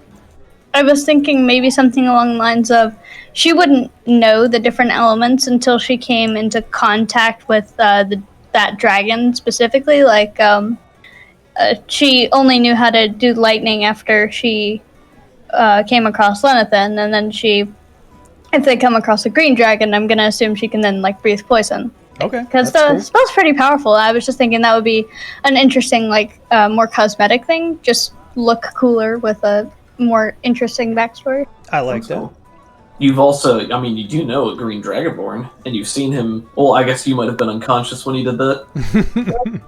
A couple times. You might have seen it. Yeah, Cobus could probably, like, help teach her or something. Yeah. If you were to ask, I'm sure I'd be happy to show you. Spit on some plants. Yeah. It's all about the tongue motion, right? It's all about the back of the throat. You just have to. Yeah, I remember when Newman got hit with that blackish Brex. Yeah. That's always how I have to phrase it in my head. It's always Newman. It's always Yes, Newman. it's Newman. Newman. Didn't say the magic word. One of small aside, but when I was a project manager for the software development company, one of our head programmers was basically that guy, and Jurassic Park was his favorite movie of all time. specifically because, as he explained it, it's just a lesson in why you should never underpay your IT guy. And I was just like, I don't disagree with you, but that guy was also a greedy jerk. So Yeah. because John Hammond's like, listen, man, I pay your salary. Do your job. Do your job. My favorite quote was Samuel Jackson going, "Okay, hold on to your butts." Hold on to your butts. Classic. Like, he's probably being paid stupid amounts of money to keep this literal dinosaur amusement park up and running. Yes. Like, that is a cool job, dude. Right, but he's a greedy, power-hungry jerk. Yeah, he's exactly. the head IT guy for a private island, so of course he thinks that he can leverage, and he almost does. But Maybe he could have just taken it to HR. The man didn't even want to foot the bill for the dinner. I don't think they have an HR at Jurassic Park. Not anymore. Yeah. No, they were the first to go. It's a velociraptor with glasses going, and how did that make you feel? I'll be putting this down on your report. Clever girl. So different things get brought out to you. Lots of delicious food and drink, and you get pretty much whatever you ask for. And also along this is a large sack of 500 gold coins that Woo! Wow. he hands to you because he said that he was going to pay you 100 gold each to that. Throughout the night, some other information comes out. Let's see. Laosin talks about how they used to send some of the weaker prisoners into the cave and fed them to the drakes and possibly the kobolds. And let's see. And he also tells you a little bit more about Rathmodar's story. He was a red wizard of Thay that had been exiled for, exiled from Thay for suspicions of trying to overthrow the ruling government and seize power for himself. And he's made a deal with the cult to help smuggle his loyal followers out of Thay and into the Sword Coast to join the cult. And he is a master illusionist. Any other things? We have the Green Dragon information. Did I forget anything else? And who's Rathmodar? He was one of the allies. Like, you saw this red-robed wizard that had this elaborate tattoo on his completely shaved head. He was with Rezmir, right? Yeah. Okay, gotcha. And you're not sure if he's with Rezmir or Cyanrath right now, but he was at the stage with Rezmir. Yeah. Mm-hmm. Okay, cool. And then the guy that they told us about was Nikolai Komarov. Mm-hmm. And he's at the Sign of the Silver Sword in Burdusk. Yep. Burdusk. Gotcha. Cool. Well, Yuri is going to eat to his heart's content all the while. I think he looks for new people to tell the stories to, right? He tries to get the biggest crowd, and then once they've gone through that, he'll be like, "Oh, well, you enjoy your time," and then walk 10 feet and be like, "Let me tell you a story." Yeah, most of the people here are coming and going because they're helping with the cleanup effort. This isn't really a tavern. This is just the big feast hall where people keep coming up with problems, and Governor Nighthill's handling some of it, and then every once in a while Escobar has to handle something, and for the most part you guys are sitting by yourself. He pulls out the blue half dragon horns that he broke off of Frulam Mondath to help tell that tale. Maybe he puts them up on his own head like they're horns just to enact the story a little bit more. Yeah, did you guys take her halberd? It wasn't magical, but it was just a really nice halberd, and the blade itself looks like a dragon breathing fire. Ooh. Oh, that's my. very cool. I don't know that we specifically said we did, but I probably would have if it looked like a cool ornamental weapon. Yeah. It definitely stands out as Frulam's halberd. Gotcha. Well, I will add Frulam's halberd to our inventory. Do we still have the Hat of Disguise, or has that been handed over, or what? I That's a think good question. after you guys were done with the infiltrating the cult, he was ready to get his hat back, and that's what we had discussed. I mean, we didn't plan on taking it, and I'm not going to try to bully it. Like, I'm not going to try to keep it from him. Right on. Yeah, so, Yeah, I just wanted to point that out before we made any plans that were totally based on the hat. yeah. So he'll be back in his show form when you guys come back in, and when you give him back the hat, he's back into his handsome Middle Easterner, flawless skin with his bronze chiseled chin and the gems that are woven into his beard that are all fake. Yeah. Say, now you tell our tales far and wide, sir. Indeed I will, Master Yuri. Spread the word about Lennithon, too. Well, I thought he wanted not to be seen with you. Oh, out of character. He just said that he wanted to be more well known. That's what I got the impression of, since he wanted a larger part in the book. I wasn't sure if that was what we discussed. No, when you were in front of the cave, he was like, "I don't want to be seen with you." Oh, okay. Then no. Ignore what I just said. Grow his legend without talking about the part where he worked with us in any capacity. Yeah, that's what I was kind of more trying to say. Yeah, he's got spread he's got an evil dragon rep to keep up. Don't ruin my street cred. Yeah. So our party finances, in liquid gold cash, we have 696 gold and 50 silver. And in all the items we found, they total 970 gold. And that is after we've lost the pearl necklace. Yep. So for the sapphire gem, that's something that Escobar would definitely recognize. And he pulls Karen aside and says, I believe that dragon was, or that ring was taken from one of my townsfolk.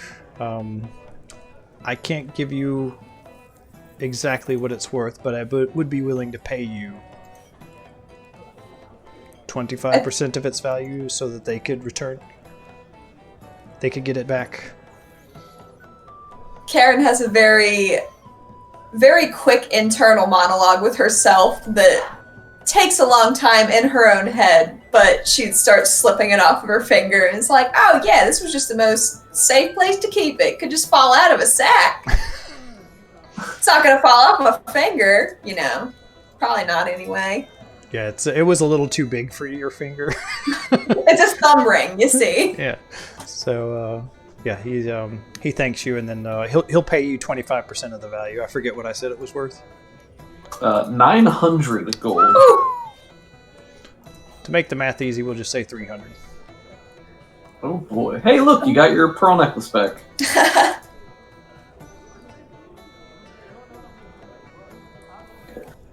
And he says, with a heavy heart, she hands it over. He pulls the ring and he takes the ring and he says, "Thank you, Karen. You're a credit to your race." And thank you.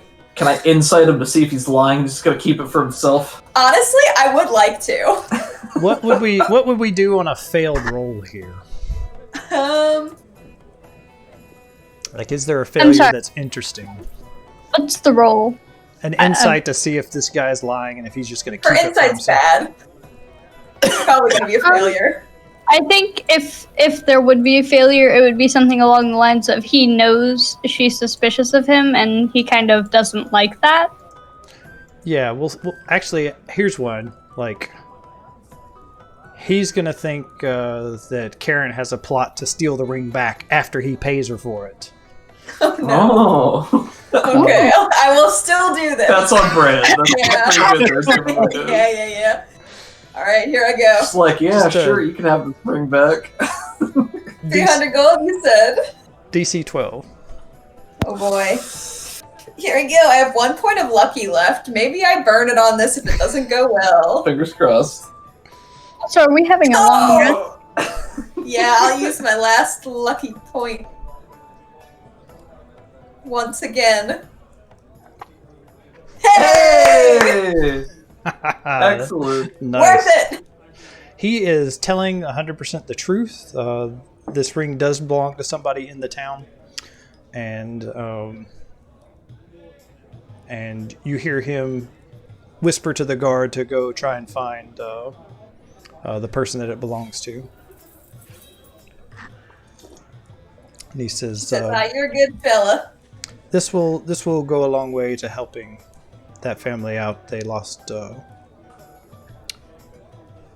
patriarch of the family, so hopefully this will just ease the coming days. Well, I hope it helps. And says this was mighty noble of you and your group. You've done very well. You've infiltrated the cult. You've rescued prisoners. It's very impressive. I would like to extend an invitation to join the Lord's Alliance. And the Lord's Alliance is one of like the big faction power players in the Sword Coast. There's a few of them. 2 people that you've met with. As the night goes on, you do find out that that Leosin is a member of the Harpers and Escobar is a member of the Lord's Alliance. And he would like at least one member of the group to join the Lord's Alliance, and I can pull up that information here in a second. Yes. But you don't have to. That's completely up to you.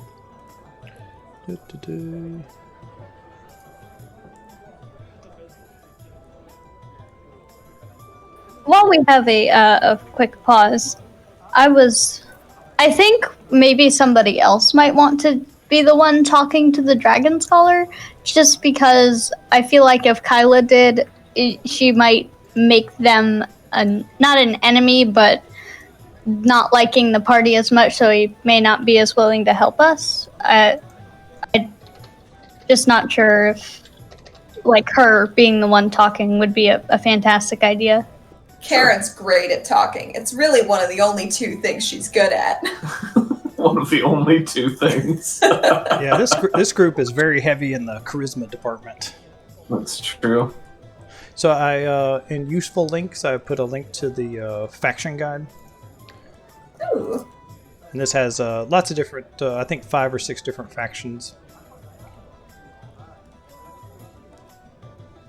But the main goals of the Lord's Alliance is to ensure the safety and prosperity of cities and other settlements of Faerun, maintain a strong coalition against the forces of disorder, proactively eliminate threats to the established power, and bring honor and glory to one's leaders and one's homeland.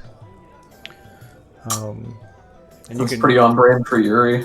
Yeah, this doesn't sound like Karen, but this does sound like Yuri. It sounds like an honor-based militant organization that adheres to honor, glory, and deeds. So, I thought another one for Yuri might be the Order of the Gauntlet. It's on the previous page, page 5. But Emerald Enclave looks great for Cobus. But you can join multiple factions. The only problem is eventually there are going to be some things where you have to choose a side, and so that's going to prevent you from rising up the ranks too high within one of the. I'm cool with that. I mean, if we're able to belong to multiple organizations without any problems, at least initially, then, we don't even presumably know about the other one yet. So if he's just asked by somebody, hey, do you want to further your own legend? I'll just be like, yes, I do. Of course. And then deal with any fallout at a later time. Excellent. And yeah, so one other point of business was the dragon eggs. The Leosin suggests that you give the eggs into his care, and he will put Harper agents on this and he will make sure that the dragons are raised. Escobar instead wants you to destroy the eggs immediately. They are a problem that needs to be dealt with now before they become a bigger problem later. And that's kind of the setup for this next bit, where Escobar's like, "No, you must destroy them." Blah blah blah blah blah. Sorry, I was drinking and getting all kinds of other stuff ready, so I didn't like smooth into this. You're fine. You're fine. Time for persuasion. Yeah. Well, out of character, they'd also suggested that maybe we could use one to barter with the scholar, which I feel like maybe Kyla wouldn't like that idea very much, because it almost assuredly means that he's going to smash it open and look at what's inside. But I think we've, as a group, haven't we basically reached the conclusion that we're not just going to break them? Because we could have just, not saved them before, so... Yeah. We're either going to give it to Escobar to protect, or, maybe take it to barter. Yeah, Escobar wants it destroyed. Leosin says we can take those eggs off your hands, and the Harpers would very much appreciate that. Yeah. Kylo wants to ask the scholar a few questions, but she doesn't want to give him any more than necessary. So, right. I think whatever allows them to get the information with probably not allowing him to just crack them open, I think she'd be on board with that plan. Yeah, I think the only problem with that is if we take it the whole way there and we, let him do the experimentation, then the dragon egg is still there and not with the other one, and then we have to bring it back and send him to safety. So Leosin says, if you wish, I can draw up a contract, and he would recognize this as something honorable. As like if you leave the eggs in my care, then I can make sure he gets one of them. So you don't have to lug these eggs around, and that would probably be dangerous anyways. Because I do not want them to fall into the hands of the cultists. And Escobar says, absolutely not! And he pounds a dwarven fist on the table. Kylan, do you think that this scholar would be interested in anything, non-intrusive that wouldn't damage the eggs? You mean like something else we could give him? I'm sure there would be something else we can give him, but if we're using one of the eggs as a bargaining chip, I imagine we're not wanting it to be destroyed in the process, yes? Yeah, well, I'm sorry, yes. Well, I have other information that we could use that I'm sure he would like to have, so we could add that to part of the deal. What other information do you have? Well, just more information about specific dragons and more about what they're like when they're alive.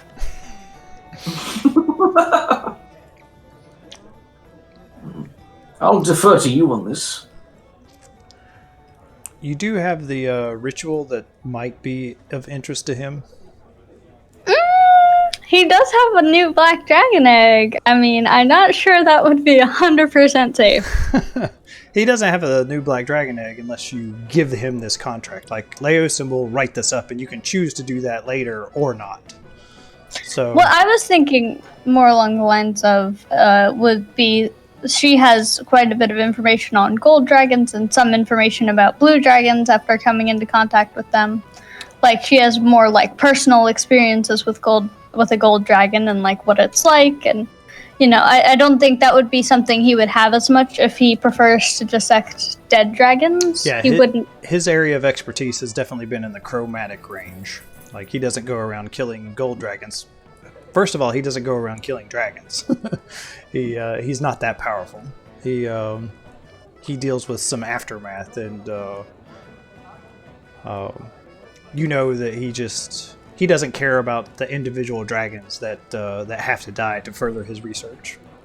Yeah, I think she would definitely have quite a bit of information on gold dragons, so she would be willing to share that if that's what it took to get more information about the green dragon, or maybe some help from him. Yeah, you don't. You're not 100% sure he's interested in that. You can definitely try it, but you're not 100% sure. Like, yeah, this will be the thing that gets him on board. That's fair. Should Yeah, we that's keep information about Lightbringer and stuff sort of under wraps so people don't know about him? Was kind of the vibe I was getting, but you'd know better than me.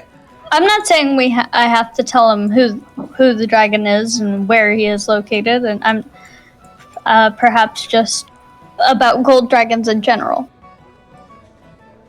That's fair. If you think he can be tempted with such information, then by all means. I don't know if we should give him that ritual, though. No. I don't think so. No. Absolutely not. No. Just me, little Karen, thinking about that.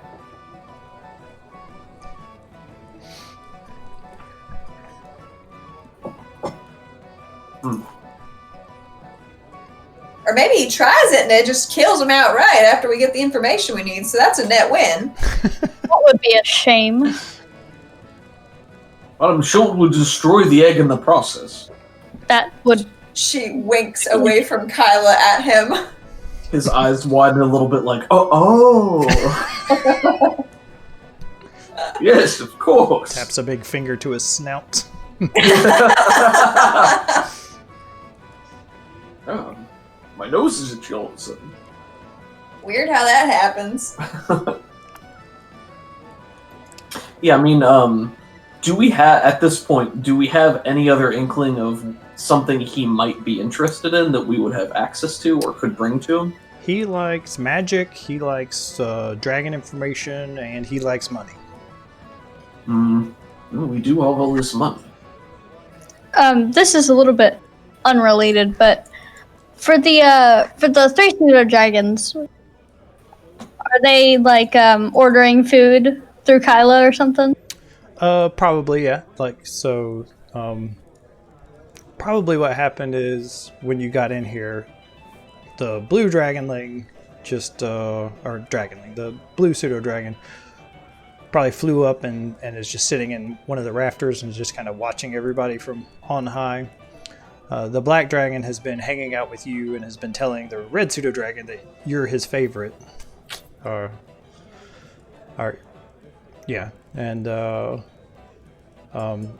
red dragon is also standing nearby, and every once in a while they'll fly around a little bit, and they've been nibbling at the food that's either on your plate, or if they get a plate of their own, then that makes them even happier. And when the food comes back, Storm flies down and joins you. She would make sure everybody got enough to eat. Yeah, there's plenty of food here. You don't want for anything. So, pseudo dragons handled. What were we talking about? We were talking about what the dragon scholar likes, and you just said he likes money, he likes information about dragons, and he likes magic. Yep. And that's where we left off. Yeah, he is a wizard, so scrolls of spells that he doesn't have would definitely pique his interest. And then information about dragons and money, because money gets you all those other things.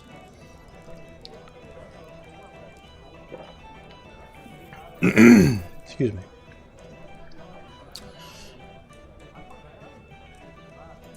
I think for the most part the interaction should be everybody else in the party, unless we get to the part about dragon information. Then I think that would probably be Kyla speaking. I just wanna point out that it probably wouldn't be a good idea for Kyla to do the majority of the talking this time around. Yeah, I think the catch with this is that none of the rest of us are going to have anything this guy is interested in. So it's either going to need to be Kyla funneling the information through us to relate to him, or Kyla talking to him for that information, or us just having something else to provide to him. But I think it's also reasonable if we were to go and talk to him and, see what his price would be, because we might be able to afford it outright with money, or he might have a job for us to go and do, or something like that.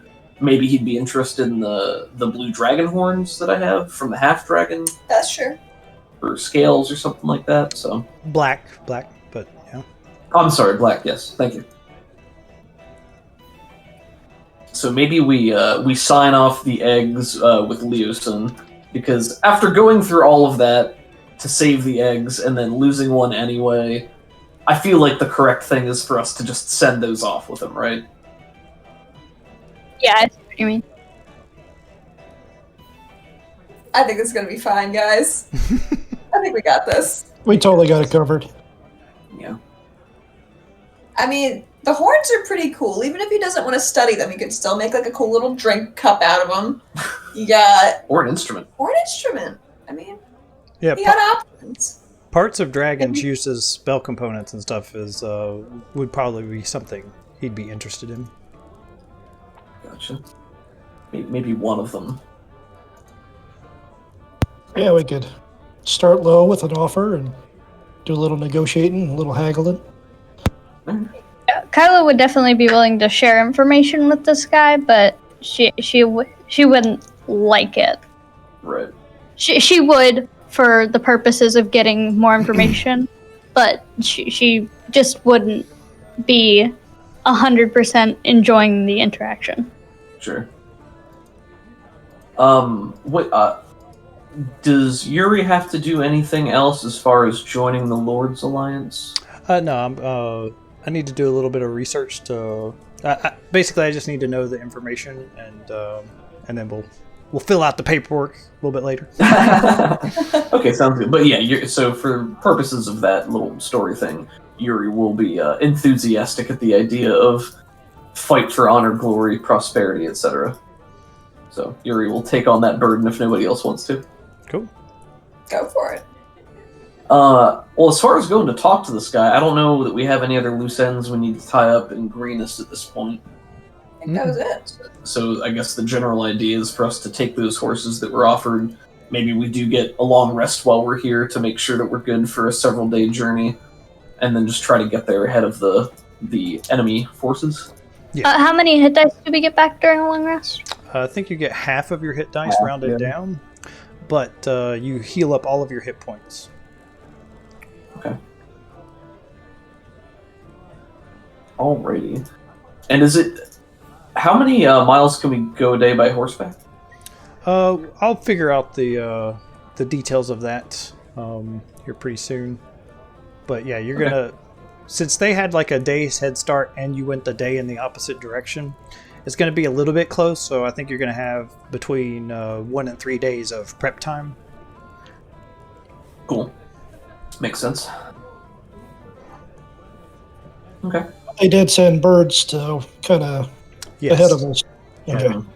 They sent messenger birds to Burdusk and into Erebor, and Escobar wants you to go and warn Burdusk, because the way you were describing the plans, it sounds like they're going to be hitting there first. So if you could head up there and bring word to them, that would be great.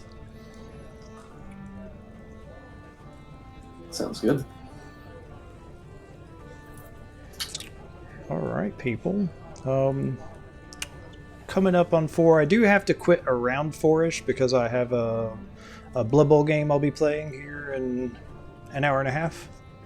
Cool. For a little tournament I'm in, but we can keep going if you would like. We could do a little wind down RP stuff if there's anything within party to address.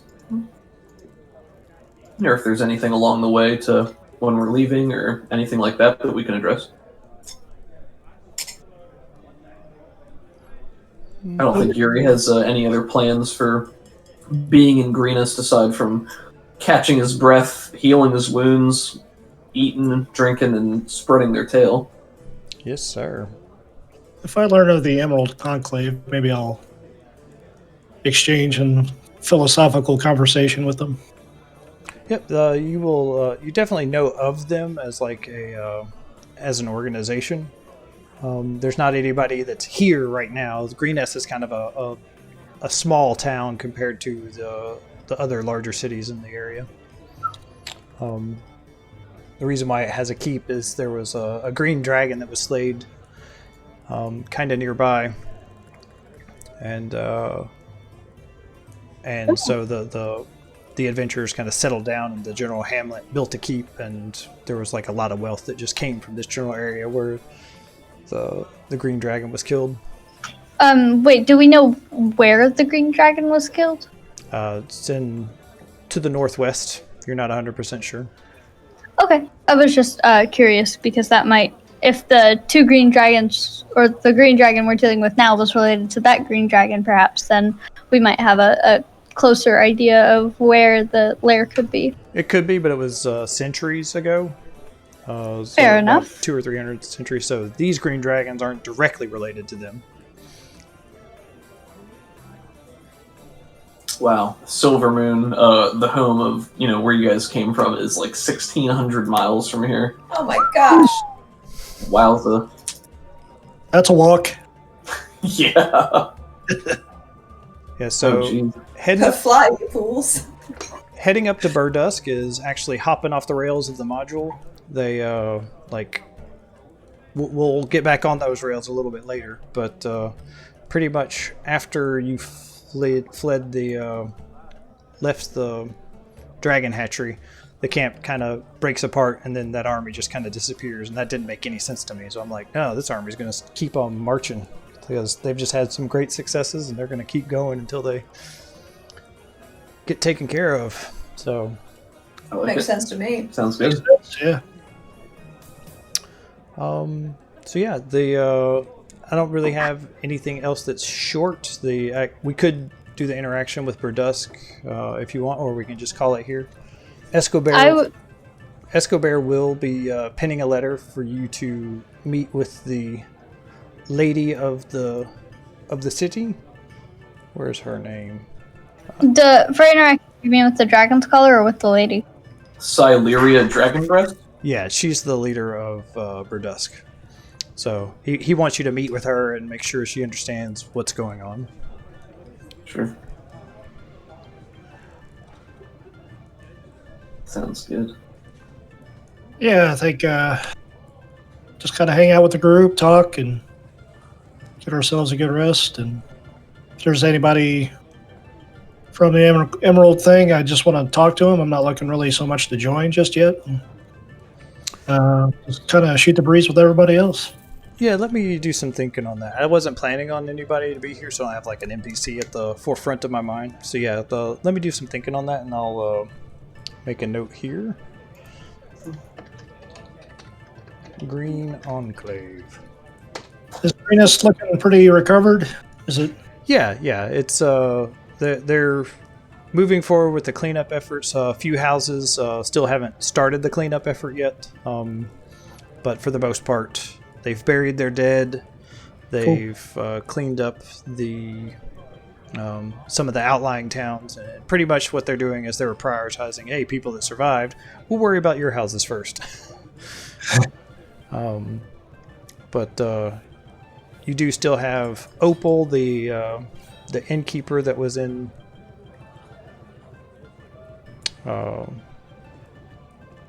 she was in with the prisoners, and you guys got her escorted back to town, so she's fine. Something Kyla would be doing while in the town, if the town has a library or something, she would probably be doing some research on the green dragon and see if there's anything that could possibly connect it with something in the area. Like, not for mechanics, just, that's something she would be doing. There would probably be something in the Greenest records, and Escobar would be happy to let you rifle through those. And William might also have some information, being a bard and being in this general area, so you might be able to tell some more things if you give me I don't know. Investigation? Sure. Investigation sounds good. That's only a 1, we'll see. Oh, okay. Oh, nice. That works too, I guess. Okay, so yeah, this green dragon was terrorizing the general area, and basically eventually got to the point where the surrounding cities were paying tithes to it, to just, hey, you want treasure, we don't want to die, so we'll pay you and you'll keep us protected. All right, yay. But eventually the the towns in the area were getting tired of paying that, and some adventurers caught wind of it, and the story goes that they tracked it down to its lair and slayed it. And let's see.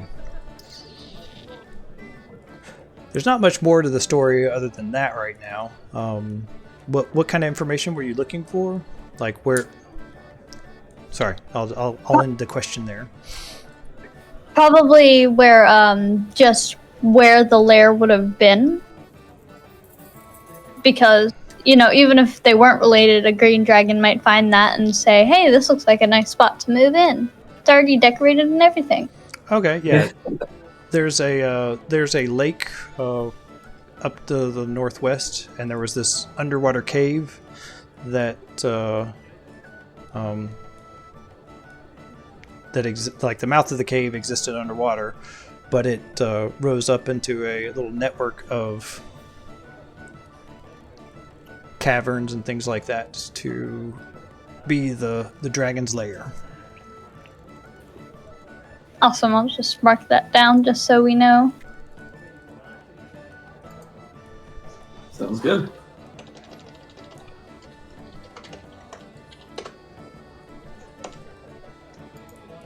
There we go. Old dragon's lair. Perhaps. Well, I think this is a good spot to call it then. I'd like to do a little post-mortem after the game. If chat has any questions, now would be a great time to ask them. So, what did you like? What didn't you like?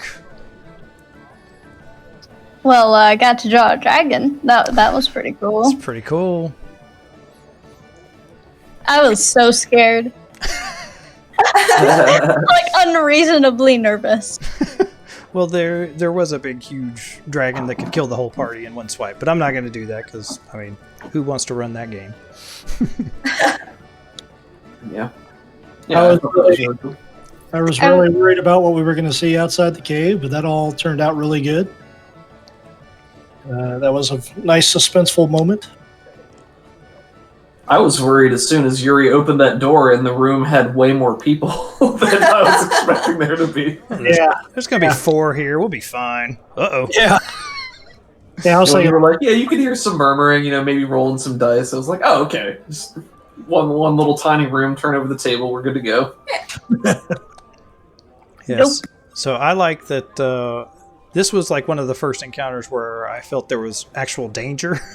Like in the past, you guys have kind of steamrolled some kobolds and things like that, but there were enough people here that it became a serious issue, especially when I rolled a little well at the start of the combat. It led to some really exciting moments and dice rolls. There were a lot of times we were rolling, I was like, oh god, I hope he doesn't roll a 1.